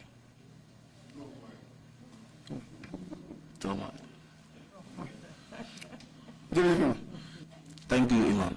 Thank you. Commissioner Kerr, you have the floor. Commissioner Kerr. Thank you, Chairman. Mr. Jah, sorry for what happened to you. Mr. Jah, I want to ask you some questions. You did mention to the Commission that your family members were sometimes harassed by Jah Guide. I hope I got the name right. How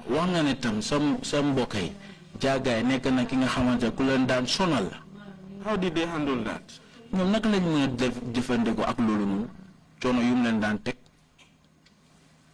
The way they handle it is just to bear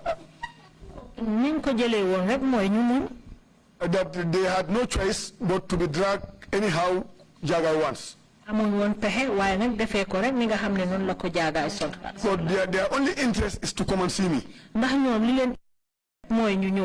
and to know my condition.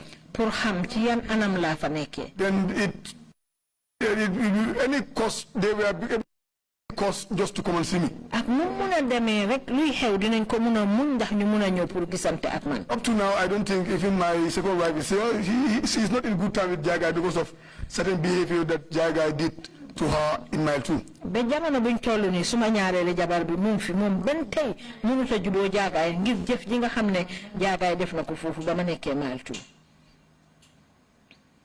Thank you. The second question is, you mentioned that you met him after you were appointed back to your job.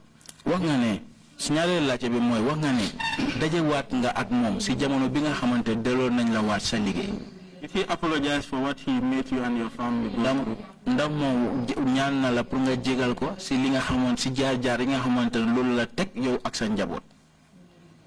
Jagai did not mention anything about Mile 2.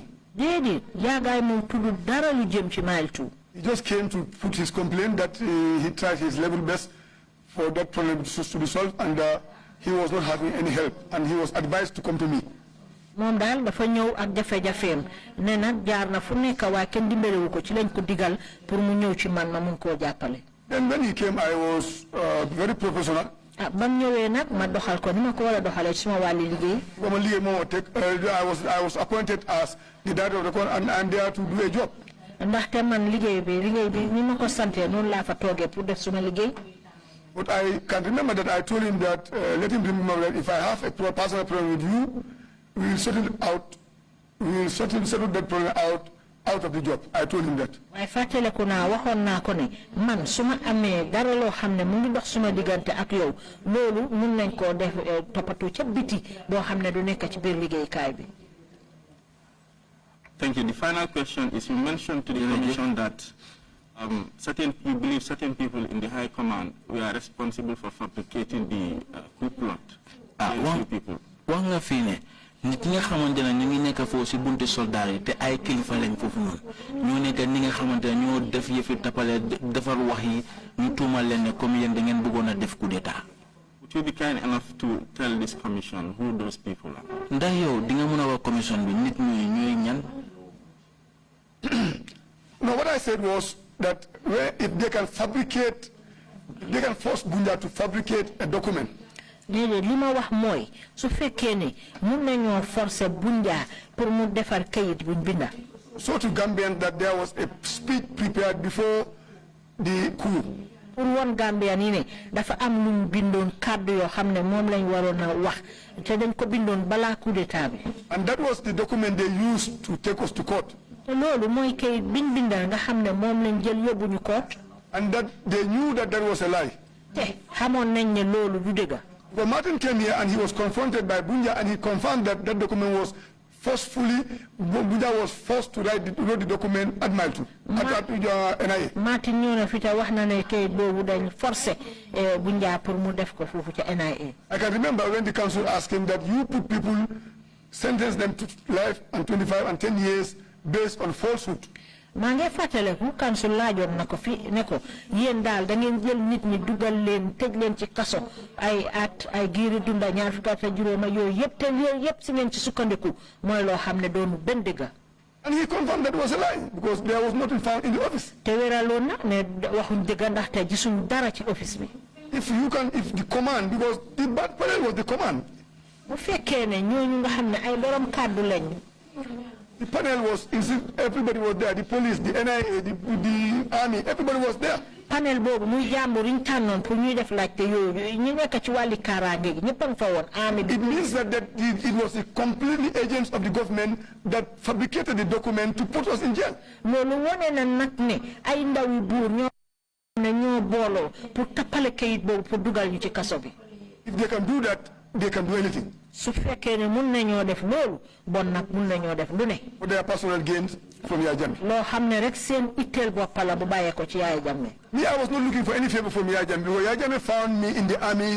I served 11 years in the army before he came to power. man awma dara lu ma doon soxla ci Yaya Jammeh de ndaxte Yaya Jammeh daf ma fekk maa ngi nekk soldat fukki at ak benn balaa moo ñëw dugga ci soldat bi. And I was working honestly, and wherever I'm due for promotion, they promote me. te maa ngi doon liggéey àndale ko ak jub jamono ji ñu war a yokk suma maxaama dinañ ko yokk. I don't think that they were promoting civilians in town. They were promoting soldiers.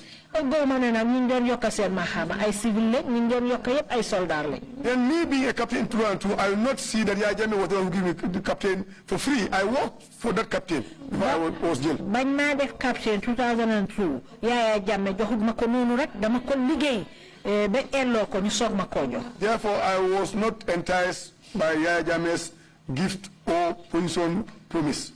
bon nag Yaya Jammeh man mënu ma woon a dugal ci ay kàddu yoo xam ne mu ngi ko doon wax rek pour ma war a ut place.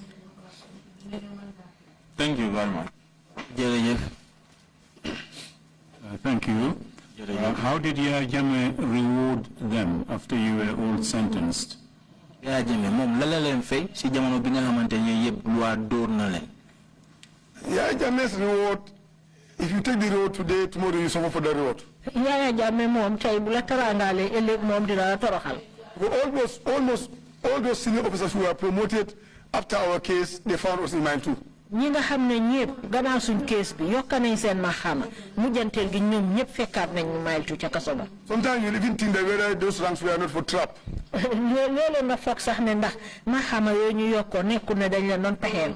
Yajame is a person that if he wants to break your back, he will take you up and then throw you down so that when you fall, you will never get up again.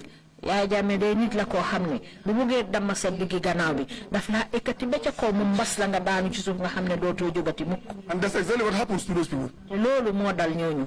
They were enjoying, they give them ranks. ñu ngi doon bànneexu de jox nañ leen ay maxaama. They had good vehicles, new vehicles. am nañ ay moto yu baax yu They were enjoying every day. You hear their names on radio. booru bu set nga dégg seen tur ci rajo yi. Praises and singing. ñu leen.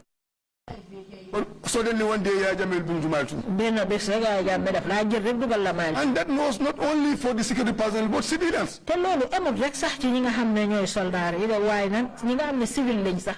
There was a complete government in mile 2. nguur dëgg moo nekkoon ca mile 2 foofu. From Secretary General, from Solicitor General, from IGP, from CDS, complete government. na ko daree Secretary General, Solicitor General, IGP ak ñëpp maanaam daal amoon na nguur boo xam ne sax moom mën nañ koo sos foofu ca mile 2. And my surprise is Gambians never learn. te li ma gën a bett nag mooy Gambia moom duñ eewu mukk. Today they will give you an appointment. tey dinañ la jox place. Tomorrow they put you to mile 2. ëllëg ñu dugal la mile 2.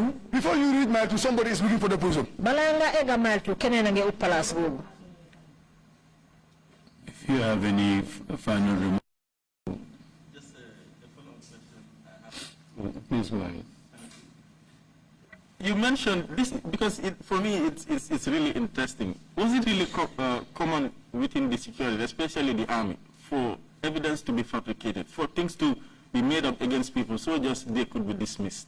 This is something that interests me a lot, and I would like to get your response to that. Li soxla na ma torop de comme si ndax si soldat bi wala si beneen bunti liggéey kaay nguur ndax loolu daf dee nit yi dañ dee kontaan si loolu pour ñu ñëw rek tuumal la teg la ay fen yi nga xamante ne du benn dëgga pour loolu yëpp ñu mun a am ma xam ñu mun leen naa jox place ndax loolu daf dee far bi am foofu.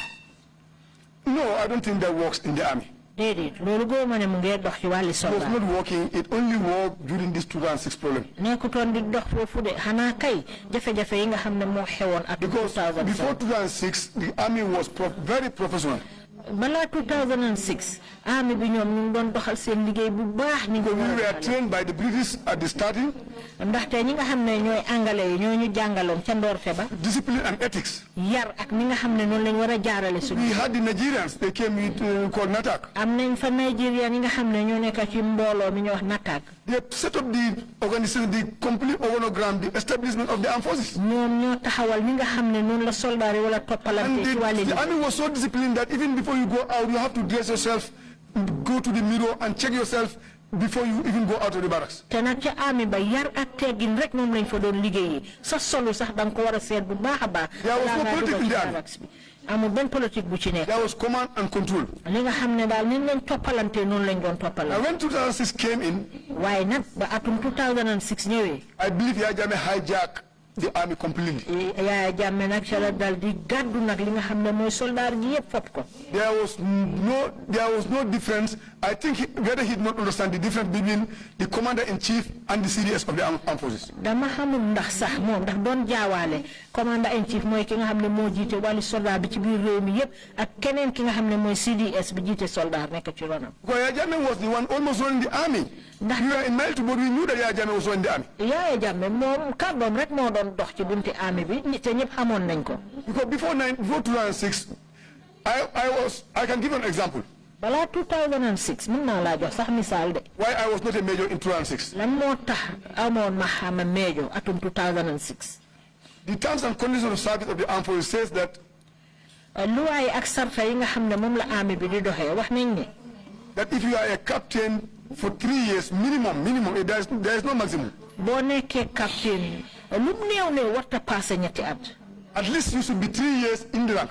lu mu néew ne war ngaa am ñetti at ci maxaama bi. From captain to major. doore captain dem major. I was promoted 1st January 2002. benn fanweeri January 2002 ci lañu By 21st July, March 2006, I was 4 years some months. 2006 March ba fekk am na ñeneenti at ak ay weer. And the reason why I was not promoted to major is because there were no vacancies. li tax be dafa na woon major mooy amutoon benn place boo xam ne. Because when they checked the vacancies, they took it from the most senior people, and they were able to fill just few, and we were told to wait until there's a vacancy the following year. ndaxte niñ ko doon seetee mooy dañ ko doon jëlee ca kaw di wàcca te biñ ñëwee ba toll ci ñun dañ gis ne amul benn place bu ñoo mën a jox foog ñu xaar ba ci at bi ci toppa. And the army works on vacancy because we work on establishment. ndaxte army bi fi mu nekk nii mënuñ woon a am place ndaxte ñu ngi doon taxawal army bi. Because when you have your establishment, you will be able to see the vacancies you have that could be filled. ndaxte su boobaa nag di nga mën a gis pax yi nga xam ne mooy place yi ñu war a joxe liggéey bi. After 2006, Yaya Jammeh used ranks to buy loyalty. Gannaaw 2006 Yaya Jammeh moom ndax doon jëfoo rek di yokk a maxaama nit ñi pour nit ñi gëm ko topp ci gannaawam. Maybe my colleagues in the armed forces will not be happy with me to say that, but I will say it. na suma naataango yi nga xam ne ñoo nekk ci armed force bi li ma wax nii du leen neex de waaye nag mooy dëgg bi. Yaya Jammeh was giving ranks as, even if you go and wash his ship, he give you rank. Yaya Jammeh ni mu doon joxee maxaama boo demee raxasal ko xaram mi sax mu yokk sa maxaama. And that was not there before 2006. loolu nekku fa woon de balaa 2006. Everything was based on merit, on seniority, and based on the vacancy availability on the establishment. lépp ñu ngi ko daan wéer ci nit ki ni nga xam ne noonu la liggéeyam toll ni mu ne liggéeyam ak place ba nga xam ne ñu ngi ko war a jox bu fekkee ne mu nga fa. But after 2006, Yaya Jammeh was buying loyalty to people and by giving them ranks anyhow he wants. waaye gannaaw gi da Yaya Jammeh fi mel ni daf doon jënd nit ñi pour ñu topp ci gannaawam te ni mu ko doon defee mooy pour yokk seeni maxaama. You shower a lot of praise on the army during the period 1994 to 2006. You weren't implying that the Brits and the Nigerians taught you to overthrow constitutional order. No, we are not trained to overthrow a constitutional order. No, we are not trained. Where does the discipline come from? It was a very disciplined army. Yeah, obviously, sir. Yeah, and then the constitutional order has been overthrown. I think it was based on what the other witnesses said here, that it was organized by the junior officers, and the reason they give to overthrow the Jawara government to me was very flimsy. The reason they give for their overthrow was absolutely flimsy, my own opinion. man ci suma wàllu gis-gis dañ tuumaal ñi nga xam ne ñoom la seen maxama féetoo suuf te li ñu wax ne moo tax ñu daaneel nguuru Jawara loolu daal wéerul fenn. And I have a reason to say that. te am naa fu ma ko wéer pour wax loolu. They were all greedy young officers who wanted to have position and money. ñoom ñëpp borom maxama yu suufee lañ woon yoo xam ne ñu bugg lañ woon dañ bëggoon a am place ak alal. Because they saw the ministers, they saw people with positions, driving their cars, having their vehicles, having their compounds, and when they came, I think it was an evidence to every Gambian that the way they grabbed the wealth of the country. ndaxte ñoom dañ gisoo ministre yi ak ñi nga xam ne ñoo nekk ci place yu kawe yi niñ amee ay kër yu rafet am ay moto yu rafet te loolu feeñal nañ ko ñoom biñ toogee ñi nga xam ne noonu lañ doon jëfee. I think when they came, the speech Yaya Jammeh gave was that they are going to clean corruption in the Gambia. te foog naa ne biñ jëlee coup d'état bi Yaya Jammeh li mu waxoon ne moo tax ñu def ko mooy dañ bugg a dàq njublang ak jubadi ci biir réew mi. I think Yaya Jammeh was more corrupt than any other leader in this world. te Yaya Jammeh foog naa ne day moo gën a jubadi njiit boo xam ne nekk na ci àddina bi yëpp. This is evidence to all Gambians. loolu moom lu leer la ci Gambien yëpp. And the Janneh Commission has proved that. te Janneh Commission bi leeral na ko. Therefore, if they give the reason that it was because of maladministration, that's the reason why they took over. To me, for their personal gains. suñu waxee ne nguuri Jawara soo gisee ñu daaneel ko mooy seen liggéey doxaluñ ko niñ ko waroon a doxalee man pour man ñoom ñoo gën a def lu gën a bon loolu noonu. And I can give you a reason why. te mën naa laa wax lu tax de. Because when I was chief clerk at Yundum Barracks. te bi nga xam ne maa ngi nekkoon Yundum Barracks. Sometimes I'll go to the field and call everybody. léegi-léeg damaa dem oo ku nekk nombaam. Of head. te dama ko xalaat rek ci suma boppam. And I normally tell them that nobody can bluff anybody in this army. te li ma leen a wax ne mooy kenn mënut a puugarewu ci kaw kenn. We are all from poor families, and we all came to join the army. Because by then, you not see minister's son or director's son who joined the army. We are all, what is your father's occupation? Fisherman, yellow, farmer. All of us, masoners, carpenters. ndaxte li ma leen daan wax mooy ne ñun ñëpp dañ bàyyeekoo ci kër yoo xam ne suñu waajur yi amuñ doole fii ñi fi nekk soldat gisuloo kenn ku fi baayam doon ministre kuñ laaj nappakat la ñawkat la carpenter la yooyu rek nga doon dégg. Because I was the one documenting recruits when they come into the army. ndax man maa daan binda ku ci nekk fi nga féete bu fekkee ne dugga nga ci wàllu soldat. And by then nobody bluffs anybody. Could bluff anybody in the army because we are all in the same boat. And if you check the people who took over, all of them grab whatever they have now after 1994. So seetloo ñi nga xam ne ñoo daaneeloon nguur gi liñ am yépp dañ ko am gannaaw 1994. That's the fact. loolu mooy dëgg. Thank you. If you have any final remarks to make, please proceed to do so now. jërëjëf su fekkee ne am nga kàddu yi nga bëgg nga koo gaaral fii mu nga continuer nga def ko. Thank you very much, Mr. The Chairman. jërëjëf Chairman. I thank all the commissioners. maa ngi gërëm commissioner yëpp. I thank the entire TRRC. gërëm naa ñi nekk TRRC yëpp. First of all, before I give my final remarks, ca njëlbeen balaa maa joxe suma kàddu yu mujj. I have a problem. dama am benn jafe-jafe. And I want the TRRC to help me to solve that problem. te bëgg naa TRRC dimbali ma ma saafaraal jafe-jafe boobu. Because since that opinion document came in 2006 June, ndaxte ba nga xamee ne bind nañ kayit boobu depuis 2002 weeri June. 2006, sorry. 2006. Until we came out of mile 2. ba jamono ji ñoo génnee mile 2. I make a lot of steps to have access to that opinion. am na jéego yu bari yoo xam ne jël naa ko pour mun a jot ci loolu nga xam ne moo di kàddu. I believe that whatever happens to my life, ndaxte li ma gëmoon ni lépp loo xam ne dal na ma ci suma dunda. in the case of delayance or lack of progress, lu aju ci meri dellu gannaaw ñàkk a mun a jëm kanam. is because of this case. lii moo ko waral. Now, when we were out after the election, gannaaw bi ñu génnee gannaaw election bi. when Yaya Jammeh left, bi Yaya Jammeh demee. I knew that people could have access to offices now. xamoon naa ne léegi nag nit ñi dinañ mën a jot ci office yi. I personally went to police prosecution department. man ci suma boppa ma dem ca police ba fa nga xam ne ñoo dee àtte foofu. And why I went there is li tax ma dem fa mooy. because Demba Sow, who told me that there was an opinion and he was the CMC. Demba Sow mu wax ma ne am na benn xalaat boo xam ne moom lañ fa joxe te moom moo woon CMC bi. I'm quite sure that there must be a copy at the police. óoroon na ma ne nag loolu foog ñu war koo binda te mu mun a bokk ci kayit yi nekk ci police. I went to the police. ma dem police. I met one Chief Inspector Kamara. ma fekk fa kenn ku ñoo wax Chief Inspector Kamara. At the prosecution department. nekk foofu.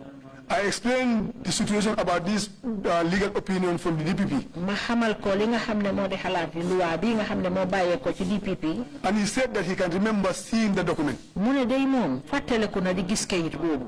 Then he helped me. He was very helpful. moom nag dimbale woon na ma torop sax bis boobu. He took out of his time almost 4 hours. ndaxte jël na ñeneenti waxtu bés boobu.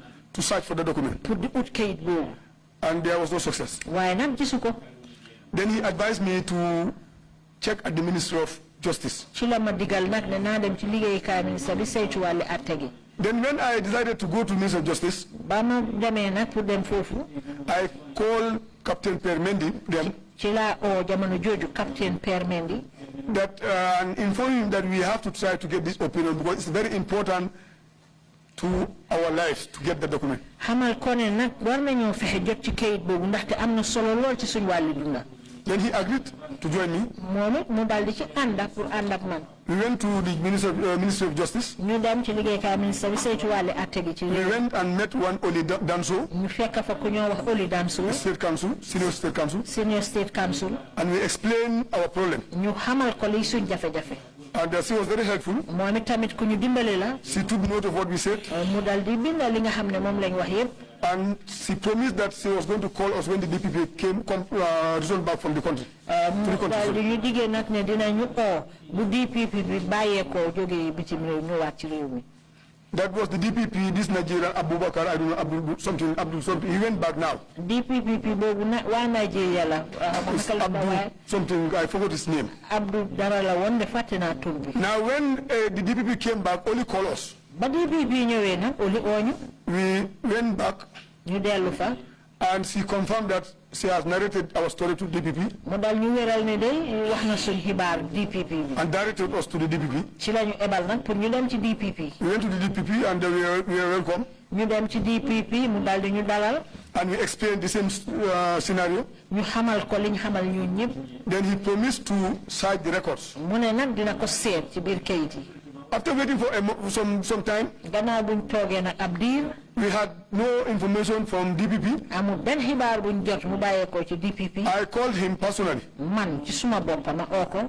Then he promised that he was doing his level best because he was able to talk to the secretary who typed the. Mu ne nag ñu def kéemtalaay kàttam ndaxte wax na ak secretary bi nga xam ne moo bindoon kayit boobu. And the secretary confirmed that it was typed, but unfortunately their computers, all computers were auxiliary. Secretary bi nag wéeraloon na moo ko type woon waaye nag seen computer yooyu ñu amoon jamono jooju yëpp wanteer nañ ko. But there must be a copy in the minister's office. waaye nag du ñàkk ne office minister bi am na benn copy bu fa war a nekk.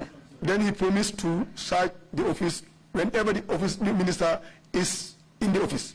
Ci la ñu dal di dig ne dina seet kayit bi su fekkee ne ministre baa ngi ci biir office bi. Because he said that he cannot cite the office of the minister in his absence. ndaxte du mun a seet nag office ministre bi fekk ministre ba nekku fa. Then we waited for some time again. ñu xaarati de ab diir. And there was no response from him. amul benn tontu buñ am ci moom. I told Kerr that we have to go and see the minister. ci laa wax Kerr ne nañ dem gis ministre bi. We went to the minister's secretary and fixed appointment. He was out of the country. ministre bi dafa tukki woon de waaye ñu dem ci secretary pour mu jox ñu bés buñ ko mën a gis. When the minister came back, the private secretary called us. Ba minister bi ñëwee nag secretary bi ooñu. I went with Kerr to the minister, Honorable Minister Tambédou. Ma àndaat ak Kerr, Honorable Minister Tambédou. And we were highly welcome. moom it daf ñu dalal bu baax. That was the day I knew that Tambédou knew Kerr long time ago. Bés boobu sax laa soog a xam ne Tambédou xamante naa Kerr lu yàgga. And we were there and we explained our problems. ci lañ fa nekk dal di nettali suñu. He called the DPP. mu dal di oo DPP. He came inside the office. mu ñëw ci biir office bi. And he gave him instruction. mu dal di ko jox ndigal. That let him make all efforts to get that opinion paper. ne na def kéemtalaay kàttanam na pour jot ci. And I can quote exactly what he told us. te mun naa waxaat kàddu yi ni mu ko waxee woon ni ñu ko. And he said, if I see this opinion paper, mu ne su gisee kayit bii. I will write to you and your family and apologize on behalf of the Gambia government. dinaa la binda yow yaa sa njaboot gi yëpp jéggalu ci yéen ci turi nguuri Gambia. For wrongful detention up to 9 years, 4 months. te li nga xam ne te nañ la tëj la ci kaso bi te jaarale wuñ ko ci yoon diiri juróom-ñeenti at ak ñeenti weer. I think the minister is hearing me. ministre baa maa dégg. Then we were waiting. ñu ngi doon xaar. Then he gave instructions to DPP. ci la dal di sant nag DPP. Then when I traveled in 2018 to Central Africa. ba ma tukkee nag 2018 ma dem Central Africa. 18. Then I called the DPP.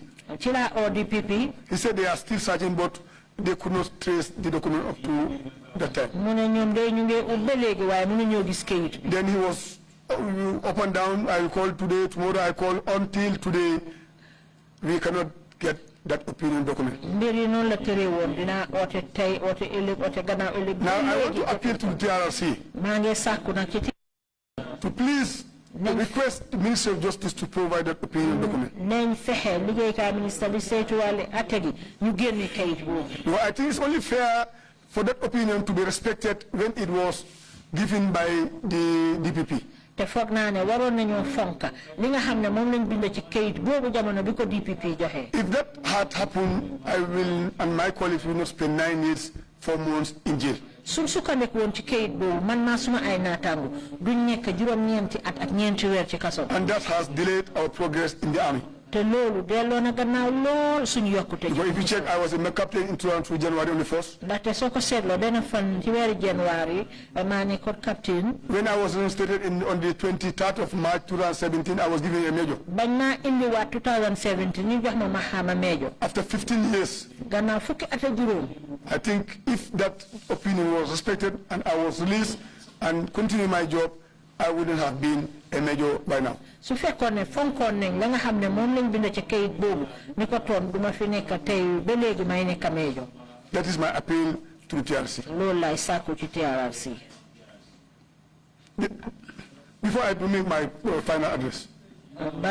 Please, yeah. Okay, that was a request I said I wanted to request for TRRC to help us.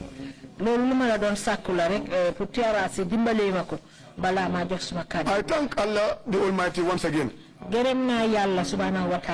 who give us the good health and strength to be able to pass through those difficult times.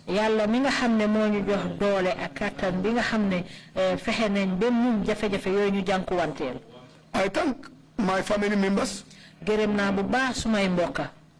my wives, my children, my sisters, my brothers, because it was not easy in this country when you have problems with your agenda.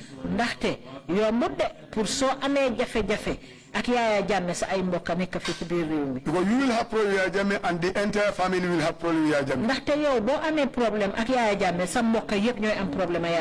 will hunt everybody as long as he will have problems with him. But with hope and faith, they were all able to go through these difficult times. I also want to remember these my fellow colleagues, the ones who were arrested and who were serving with us in the army. The name like Daba Marena, who was the Director General of NIA. Ibulo, Aliou Cisse, Malafikor, Alfaba, and I think those are the ones there, if I forget any name. And we pray that Allah grant them Jannah. Because they were killed even without investigation. Because if you arrest somebody on the 22nd of March, 26 you go and kill the person,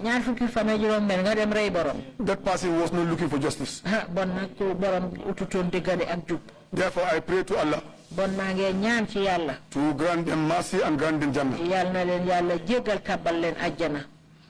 I want to advise my fellow serving members, both the army and the other services. Because all that happens in these 22 years of Yaya Jammeh was not only supported by the army but entire, except some which I never had, and I have to be very specific.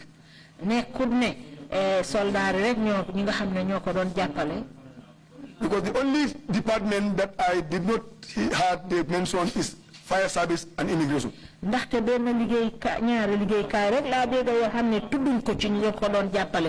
that happens in these 22 years of the atrocities committed by Yaya Jammeh. But the Gambia Armed Forces, the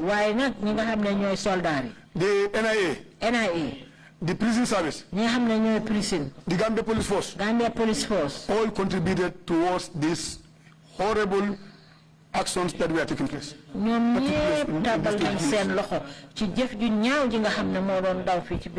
I have a good reason to say that. Yes, when Yaya Jammeh want to arrest anybody, he will take them to serious crime. They form a panel, whether right or wrong, they will give him results. And satisfy Yaya Jammeh. Then the police are not clean. When Yaya Jammeh wants to do and kill anybody, he comes to the army. When Yaya Jammeh wants to torture, he goes to the NIA. When Yaya Jammeh want to torment people in Mile 2, he uses prisons. Then I believe that it was the only immigration and the fire service, to my own opinion, who were clean of Yaya Jammeh's mess. looloo tax nag ma gëm ne ñi nga xam ne yëpp ñoo nekk ci wàlli waay takkader yi fire service ak immigration rek ñoom ñoo set ci jëf yooyu nga xam ne Yaya Jammeh mu ngi ko doon def. Therefore, after these 22 years, moo tax nag gannaaw ñaar fukki at ak ñaar yi we have a new Gambia. am nañ Gambia bu ees. We also learn from the lessons we learn. ñun ñëpp dañ war a jàngee ci li nga xam ne moom lañ jàng. From myself dalee ci man. to every serving member of the security forces. ak képp koo xam ne yaa ngi liggéey ci bunti kaaraange. That they should not allow people, they should not be allowed to be used ne bu nangu nag ñu jëfoo leen. by people for their own personal interest. ci ay nit ñoo xam ne dañ leen a jëfoo ci mbir moo xam ne ñoom seen ittey bopp rek la. Just based on small sentiments and privileges. ji weer ko rek ci ay yërmande yu ndaw yoo xam ne rek moom la ñu sukkandiku.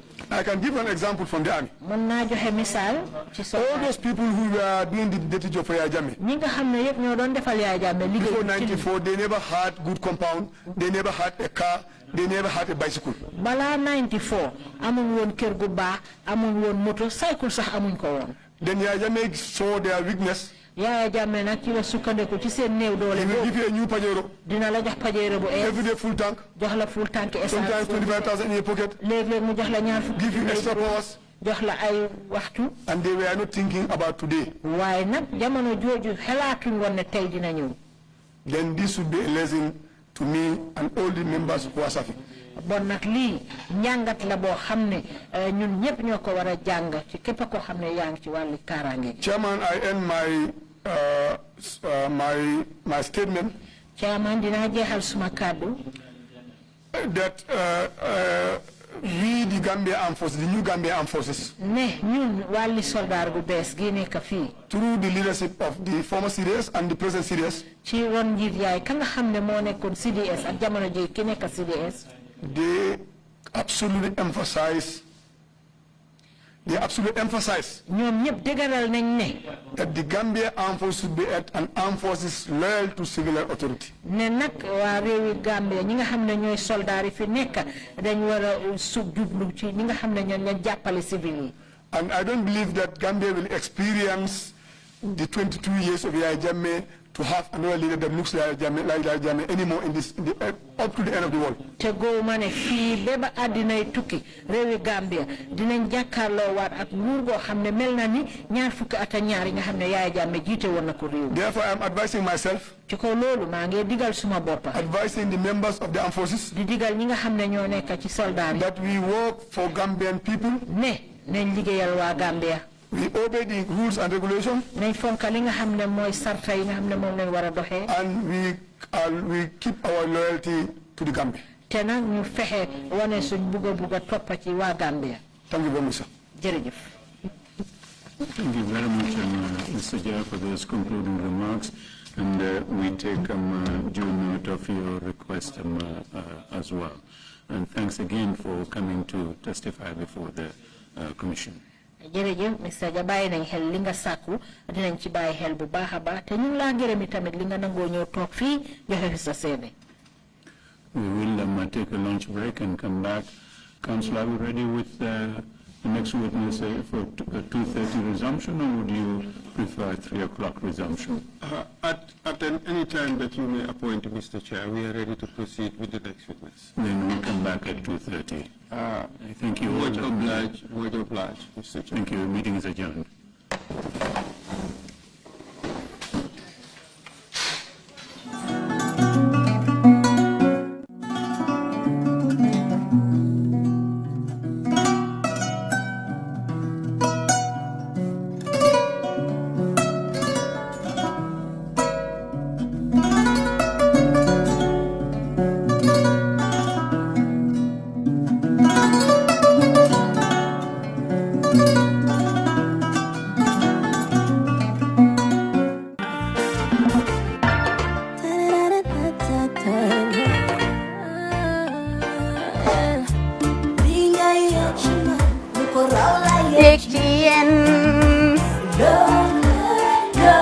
Love like fire.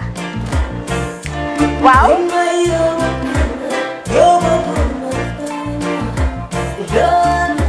Love like fire. Am ngeen rek affaire bi xam ngeen fan la skincare la 2020 lañ wax de waaw fii nag mooy Kerr fan Kerr zero tache perfect skincare saa su ne rek niñ ko dee defee rek loo lañ soxlaati rek maanaam bu ngeen am problème ci seen skin yéen xam ngeen fan la fii ngeen di ñëw suma xarit yeeg am di jàmm yi nga xam ne taas daf lañ sonaloon xam nga doon xeesal ba la ka xum éneew ma lañ ko nag waaye just in case comme ni ko gars yi defee rek en cas just in case loolu xew xam ngeen fi ngeen di ñëw fii ngeen di ñëw skincare plus si yu baax rek la ñoo dox nag ay baax rek fu ne la ñoo dem ci réew mi di lañ indi rek nag products yu baax du Paris du Italie du USA du fi mu nekk nii sax boole nañ ci nag Sweden fu nekk lañ leen a indilee products bu dee tamit nag da nga ñuul rek ñu lay jamaa natural beauty that melanin dripping we do have stuff for you as well emuñ si skincare products rek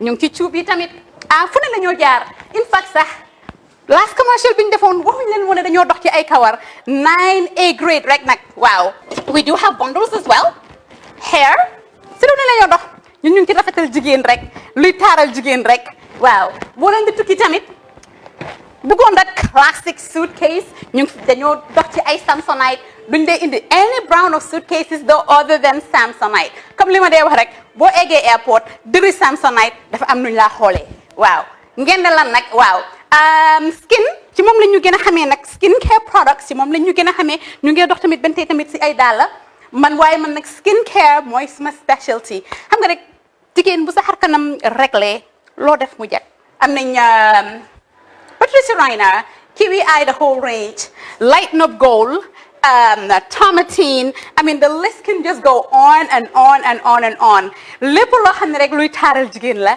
ci yooyu rek la ñoo dox skin care plus nag emuñ si Gambia rek ñu nga United States ñu ngi Gambia fii ba pare bu dee yaa ngi anywhere in Europe mun nañ la ko mail within 3 days rek ñetti fan rek nga jot say diw emuñ si loolu rek dañ laa consult tamit balaa ñu laa jaay diw dinañ def a free consultation pour wax la rek exactly li nga xam ne moo méngoo ak sa kanam dinañ leen wax tamit ne rek am nañ perfumes you know fragrances men's shirts accessories we do dresses as well we do blouses I mean we do shoes name it we do them Skincare Plus 2020 is our year of perfection zero task fi mu nekk nii réew mi fii kenn waratu fi taas kenn waratu fi am problème kanam kenn waratu fi am problème yu picca boo ko amee dafa fekk ne rek ñëwuloo ci place bi fii love like fire bring my yobo guma fina love like fire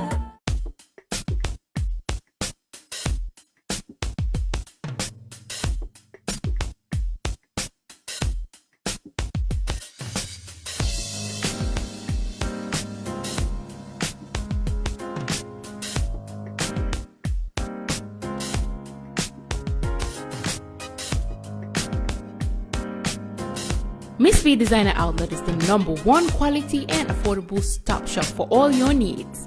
Get your evening dresses, suit and ties, office wears for both ladies and gentlemen, beach wears, sport wears, pure leather shoes for men, quality belts, bags, heels for all beautiful ladies, original perfumes, accessories, and a lot more.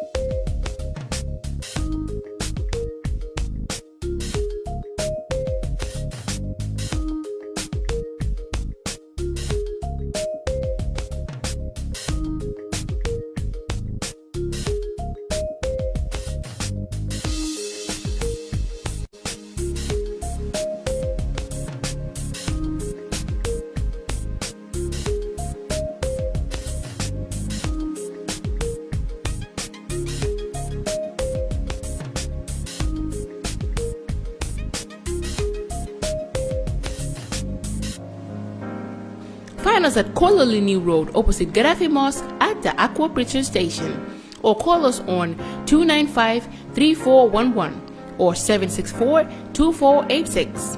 Miss B Designer Outlet. Shop right, look good.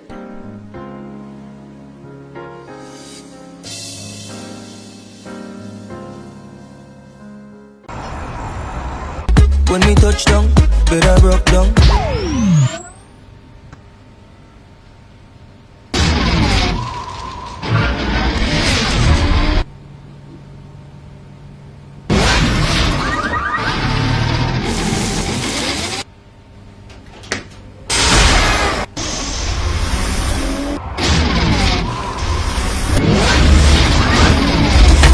Gamtel G-Fiber, now you can enjoy super fast internet in gigabytes. G-Fiber is affordable, stable, secured, and accessible to homes, businesses, and enterprises. With Gamtel G-Fiber, the future is speed. Gamtel, creating a brighter future in communication. That's how she became mine and see that.